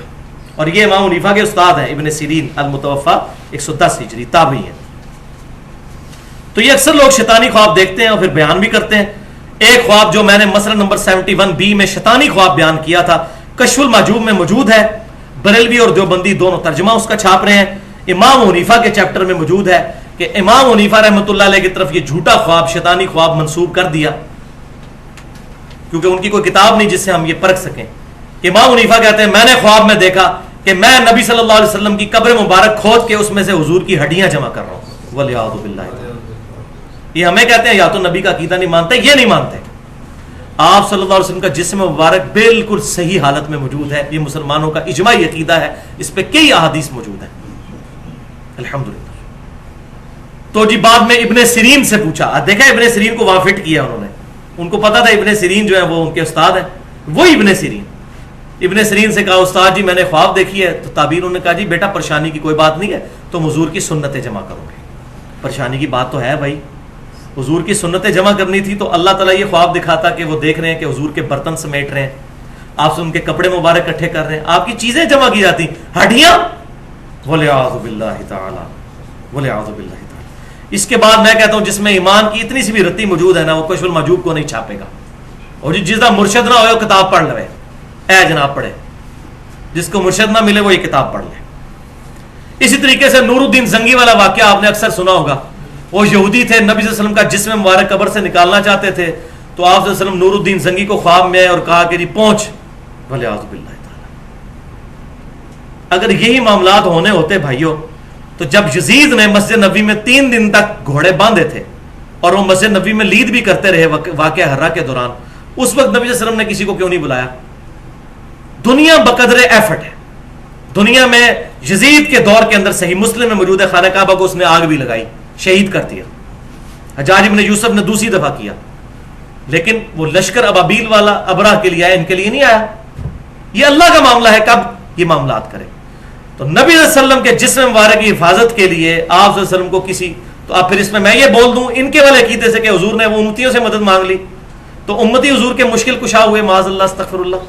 تو یہ جھوٹا واقعہ, اس کی کوئی سند نہیں ہے. جس بندے نے واقعہ بیان کیا ہے سمہوتی نے, وہ 10ویں صدی ہجری کا بندہ ہے. 9ویں کے بالکل اینڈ پہ پیدا ہوا, 10ویں میں فوت ہوا 911 ہجری میں. اور اس نے جو یہ واقعہ بیان کیا وہ اپنے سے بھی تقریباً 300-400 سال پہلے کا واقعہ, اور سند کوئی بیان نہیں کیا, یہ بے سند واقعہ ہے. میں ساری جماعتوں کے ساتھ رہوں, سب لوگ تھوک کے حساب سے اس طرح کے خواب بیان کرتے ہیں. آپ دعوت اسلامی میں یہ سبز پگڑیوں والی جماعت میں چلے جائیں, انہوں نے پوری کتابیں چھاپی ہوئی ہیں دعوت اسلامی کی بہاریں. اس میں اتنے واقعات ہیں کہ جی نبی صلی اللہ علیہ وسلم ملتان اجتماع میں آئے اور ساروں کے لیے بشارت فرمائی کہ سب بخشے گئے جتنے اجتماع میں آئے, اور سارے کہتے ہیں سبحان اللہ. ٹھیک ہے جی. اچھا, تذکرہ صدر الشریعہ, مفتی امجد علی صاحب کے اوپر ایک کتاب لکھی ہے الیاس قادری صاحب نے, جنہوں نے بہار شریعت لکھی. مفتی امجد علی احمد بریلوی صاحب کے خلیفہ, ان پر لکھی ہے کہ ان کی اس کتاب کے اندر ایک بزرگ کا واقعہ لکھا کہ وہ بزرگ بیمار ہو گئے تو 40 دن تک حضور صلی اللہ علیہ وسلم اس بزرگ کی شکل میں آ کے ان کے شاگردوں کو جو ہے وہ پڑھاتے رہے. یعنی اب حضور کہہ رہے ہیں میری شکل میں شیطان نہیں آ سکتا، اس بزرگ کی شکل میں جب آئیں گے، نبی صلی اللہ علیہ وسلم کی شکل مبارک سے بڑھ کے کس کی شکل خوبصورت ہو سکتی ہے؟ وہ کسی امتی کی شکل میں آئیں گے، وہ شیطان ہی آیا تھا اصل میں، اگر آیا تھا تو اس قسم کے واقعات لکھتے ہیں. اس کو وہ کہتے ہیں جی دعوت اسلامی کی بہار ہے. بالکل اسی طریقے سے ہمارے تبلیغی جماعت کے بھائی جو ہیں، رائمنڈ والی جو پارٹی ہے، وہ بھی اس طرح کے واقعات، اس کو کارگزاری کا نام، جی جماعت آئی کارگزاری سنیں. اور ان کے عام آدمی کو کہتے ہیں جی ہمارے بزرگوں نے منع کیا، حاجی عبد الوہاب صاحب منع کرتے ہیں، حضرات منع فرماتے ہیں، لیکن حضرات کو یہ حاجی عبد الوہاب صاحب تو یہ نبی صلی اللہ علیہ وسلم کے مشورے سے سارا کام لے کے چل رہے ہیں. یہ کمرہ ہے جہاں نبی صلی اللہ علیہ وسلم تشریف لاتے ہیں رائے میں. ٹھیک ہے، شکر ہے میں نے اس کمرے کی زیارت نہیں کی، مجھے بڑا شوق تھا اس وقت، میں بھی تبلیغی جماعت میں تھا، لیکن بڑا رش تھا، میں جا نہیں سکا اس کمرے تک. تو یہ یہاں نبی صلی اللہ علیہ وسلم آتے ہیں، تشریف لاتے ہیں، اور یہ حاجی عبد الوہاب صاحب ان کے مشورے سے یہ سارا جماعت کا کام لے کر چل رہے ہیں. تو یہ وہ بھی بیان کرتے ہیں. اور طاہر القادری صاحب کا خواب تو ماشاءاللہ انٹرنیٹ کے اوپر موجود ہے. انہوں نے یہاں تک کہہ دیا کہ جی نبی صلی اللہ علیہ وسلم نے واپسی پہ مدینہ شریف جانے کے لیے مجھ سے ٹکٹ مانگا، اور ٹیکسی کا کرایہ بھی یہاں پر پھرنے کے لیے مجھ سے مانگا. اور پھر وہ کہتے ہیں جی میں نے خواب دیکھا ہے، اللہ کی قسم میں جھوٹ نہیں بولتا. اور میں طاہر القادری صاحب، الیاس قادری صاحب، حاجی عبد الوہاب صاحب، ان سارے بزرگوں کی 100% تصدیق کرتا ہوں کہ واقعی یہ خواب دیکھتے ہیں. اور یہ میں وہ شرح صدر جو مجھے ہوا ہے وہ میں بیان کرنے لگا ہوں. یہ بالکل صحیح کہتے ہیں، یہ جھوٹ نہیں کہتے، ان کو خواب آتے ہیں. دماغ خراب ہے کسی کا خواب بیان کرے اس طرح. تو یہ ٹروتھ بھی میں ریویل کر دیتا ہوں کہ اصل میں شیطان ان کے ساتھ کھیل رہا ہوتا ہے. اب آپ کو بات سمجھ آئے گی، شیطان میری شکل میں نہیں آ سکتا، کسی اور شکل میں آئے گا اور ان کو اس قسم کے خواب دلائے جائیں گے. اور اگر کوئی کہتا ہے جی نہیں نہیں یہ رحمانی خواب ہیں اور نبی صلی اللہ علیہ وسلم تو خواب میں آتے ہی آتے ہیں، تو پھر میں وہی علمی جواب اور پھکی والا جواب دوں گا جو میں پہلے دے چکا، کہ پھر سنن دارقطنی میں انٹرنیشنل نمبر کے مطابق 1135 نمبر حدیث ہے. امام دارقطنی نے اپنے استاد ابو جعفر احمد بن اسحاق سے نقل کیا کہ وہ کہتے ہیں کہ میں بھی پہلے خود کوفیوں کے مذہب پہ تھا اور رفع الیدین کا قائل نہیں تھا. پھر میں نے نبی صلی اللہ علیہ وسلم کو خواب میں دیکھا کہ آپ صلی اللہ علیہ وسلم نے نماز شروع کرتے وقت رفع الیدین کیا، رکوع میں جاتے وقت کیا اور رکوع سے اٹھتے وقت. تو میرے موقف جو ہے اس معاملے میں پھر چینج ہو گیا، اس میں امپلائڈ ہے یہ بات. تو یہ پھر کہیں کہ یہ خواب ہے تو آپ بھی سب کے سب رفع الیدین شروع کر دیں. اتنے بڑے بزرگ کا خواب ہے، اور یہ بزرگ کوئی آج کے نہیں ہے، 900 1000 سال پرانے بزرگ ہیں، یہ 1000 سال پرانے بزرگ. تو خواب مانے پھر کہیں گے نہیں ہم اپنے بزرگوں کا ہی خواب مانتے ہیں. تو یہ اپنے بزرگوں کے خواب کیا بیداری میں ان کے معاملات مانتے ہیں. اور اس حد تک یہ آخر کے لیے میں نے واقعہ رکھا تھا جو مشہور ہے، ہمارا جو ریسرچ پیپر ہے رسول اللہ کی آخری وصیتیں صلی اللہ علیہ وسلم، ریسرچ پیپر نمبر 1، اس پہ بھی میں نے یہ واقعہ ڈالا ہے. یہ میں اینڈ پہ بیان کر دیتا ہوں. فضائل اعمال کے اندر جو چیپٹر الگ سے فضائل درود اور فضائل حج چھپا ہوا ہے. فضائل حج جو رائے ونڈ سے کتب خانہ فیضی سے شائع ہوتی ہے لاہور سے، واقعہ نمبر 12 صفحہ 166. اور الیاس قادری صاحب جو دعوت اسلامی کو لے کے چل رہے ہیں، ان کی فضائل سنت کا چیپٹر ہے مصافہ اور معانقہ کی سنتیں اور آداب، اور اس کا صفحہ ہے 654. یہ پرانی فضائل سنت، نئی والے کا مجھے صفحہ نہیں پتا، یہ پرانی جو میرے پاس پڑی ہے جس سے میں بھی 10 سال تک درس دیتا رہا. اس میں واقعہ نقل کرتے ہیں فضائل اعمال میں بھی فضائل سنت میں بھی کہ 555 ہجری میں نبی صلی اللہ علیہ وسلم کی وفات کے 550 سال کے بعد شیخ احمد رفائی قبر رسول پر حاضر ہوئے اور عربی کے اشعار پڑھے جن کا ترجمہ کچھ یوں تھا کہ اے اللہ کے رسول، جب تک میں مصر میں تھا صلی اللہ علیہ وسلم تو میری روح آ کر آستانہ اقدس پہ حاضری دیتی تھی. اب یہ پتہ نہیں کون سی روح ہے جو جسم سے نکل کے وہاں پہنچتی پھر واپس چلی جاتی ہے. اب میں خود آیا ہوں، آپ صلی اللہ علیہ وسلم اپنا ہاتھ مبارک قبر سے باہر نکالیے، میں اس کو بوسہ دینا چاہتا ہوں. تو شیخ زکریا صاحب لکھتے ہیں 90,000 لوگوں کی موجودگی میں، یعنی بیداری میں. ہمارا تو خواب نہیں رفع الیدین والا ماننے کے لیے تیار، اپنا بیداری میں اپنے بزرگ کا 90,000 لوگوں کی موجودگی میں 555 ہجری میں شیخ احمد رفائی کے لیے معاذ اللہ استغفر اللہ، وہ کہتے ہیں نبی صلی اللہ علیہ وسلم نے اپنا ہاتھ مبارک قبر سے باہر نکالا، انہوں نے اس کو بوسہ دیا. اور اس منظر کو دیکھنے والوں میں شیخ عبد القادر جیلانی کا نام بھی ذکر کیا جاتا ہے تاکہ ساری سہم جائیں کہ اتنے بڑے بزرگ نے یہ دیکھا ہے تو پھر کوئی صحیح ہوگا. ان کا نام ویسے ہی ٹھوپ دیا کہ سارے سہم جائیں کہ شیخ عبد القادر جیلانی وہ 11ویں سرکار، تاکہ وہ انکار کر ہی نہ سکے. اور بھائی کس نے دیکھا اور کہاں ہوا؟ یہ 555 ہجری، آج 1434 ہجری ہے، یہ 900 سال پہلے کا واقعہ ہے. آج سے 90 سال پہلے بھی، 900 سال تو بڑی دور کی بات ہے، آج سے 90 سال پہلے بھی مسجد نبی میں 90,000 کا مجمع نہیں آتا تھا. یہ تو شافعات کی توسیع کے بعد اب 4-5 लाख तक लोग आते हैं। और ये तो एयर ट्रैवलिंग की वजह से हज ज्यादा लोगों ने करना शुरू किया, वरना एवरेज 1-1.5 लाख बंदा हज के लिए जाता था बमुश्किल। अब ये 40 लाख तक, ये तो बोइंग 747 की जो परवाजें 71-72 में 1971 से शुरू हुई हैं, उसकी वजह से ये कसरत के साथ लोग आना शुरू हुए हैं। और आज 2013 में 40-50 लाख तक, 5 मिलियन तक ये बात पहुंच चुकी है। तो चोर अपनी लंगोटी छोड़ जाता है। ये गलती होगी कि 90,000 लिख दिया, 9,000 लिख देते तो कोई शायद मामला सीधा हो जाता, लेकिन ये मामला फिर भी ज़ाहिर है इसकी सनद कोई नहीं है, ये झूठा ख्वाब है जो बयान किया गया। तो मैं ये पूछता हूं कि सैयदा फातिमा जो हुजूर की वफात के बाद किसी ने उनको हंसते हुए नहीं देखा, उन्होंने तो कभी नबी सल्लल्लाहु अलैहि वसल्लम की बेदारी में ज़ियारत नहीं। कोई ज़ईफ रवायत बता दे किसी एक सहाबी के बारे में कि हुजूर सल्लल्लाहु अलैहि वसल्लम से उन्होंने बेदारी में मुलाकात की हो। और सैयदा आयशा तो उसी कब्र मुबारक वाले हुजरे के साथ एक कमरे में 47 साल तक, 47 ईयर्स तक रही, हत्ता कि जब उनको इज्तिहादी गलती के तौर पर लोगों ने उकसा के जंग जमल के लिए निकाल दिया, इरादा तो उनका जंग का नहीं था, बहरहाल उसका अंजाम बड़ा बुरा हुआ। और हज़रत आयशा पूरी जिंदगी रोती थी उस मामले पर। इसमें मेरा पूरा लेक्चर भी मौजूद है, मसला नंबर 55B के नाम से, हदीस क़िरतास के ऊपर, उसमें मैंने कुछ चीज़ें बयान भी की हैं। सैयदा आयशा को हुजूर सल्लल्लाहु अलैहि वसल्लम ने कब्र मुबारक से हाथ निकाल कर नहीं रोका कि आयशा मत जाओ। बाद में जो उन्होंने रोना था उसी वक्त रोक लेते। हज़रत आयशा ने कभी नहीं कहा मेरी मुलाकात हुई, हुजूर की लाडली बीवी थी रज़ियल्लाहु ताला अन्हा। हमारा अकीदा क्या है? अल्हम्दुलिल्लाह वो है सही बुखारी में इंटरनेशनल नंबरिंग के मुताबिक 1010 नंबर हदीस किताबुल इस्तिस्का चैप्टर में, जो मैंने उसी रसूलुल्लाह की आखिरी वसीयतों वाले रिसर्च पेपर पर भी डाली हुई है कि सैयदना उमर फारूक रज़ियल्लाहु ताला अन्हु के मुबारक दौर में जब कभी कहत पड़ जाता तो अब्बास इब्ने अब्दुल मुत्तलिब को वो लेकर आते, अल्लाह की हुजूर पेश करते और कहते ऐ अल्लाह, जब तक तेरे महबूब सल्लल्लाहु अलैहि वसल्लम हम में मौजूद थे हम उनके जरिए से तेरी तरफ तवस्सुल इख्तियार करते थे, यानी उनकी दुआ की बरकत से तू हम पर बारिश नाज़िल फरमा देता था। अब तेरे नबी की वफात के बाद उनके चचा को लेकर आए हैं। अनस इब्ने मालिक कहते हैं उनकी दुआ की बरकत से अल्लाह ताला बारिश नजर फरमा देता। तो सैयदना उमर कब्र रसूल पर जाकर नबी सल्लल्लाहु अलैहि वसल्लम से नहीं मांगते थे। और वो बुखारी की उस हदीस के रावी भी हजरत उमर हैं जो एक सफर के दौरान पानी कम पड़ गया तो सैयदना उमर के मशवरे से हुजूर सल्लल्लाहु अलैहि वसल्लम ने अपना मुबारक हाथ एक पानी के प्याले में रखा और पानी के चश्मे जारी हुए और हजारों सहाबा ने उस प्याले में से पानी पिया। तो हजरत उमर कह सकते थे या रसूलुल्लाह सल्लल्लाहु अलैहि वसल्लम आप सल्लल्लाहु अलैहि वसल्लम बरज़गी हयात के साथ तो जिंदा है, हमारा भी अल्हम्दुलिल्लाह ये अकीदा है, लेकिन उनको पता था कि दुनियावी हयात नहीं, हमारी कम्युनिकेशन नहीं हो सकती, तो आप अपना हाथ मुबारक कब्र से बाहर निकाले या प्याला लेके आए, लोग प्यासे मर रहे हैं, ये नहीं उन्होंने किया। ये है हमारा अकीदा।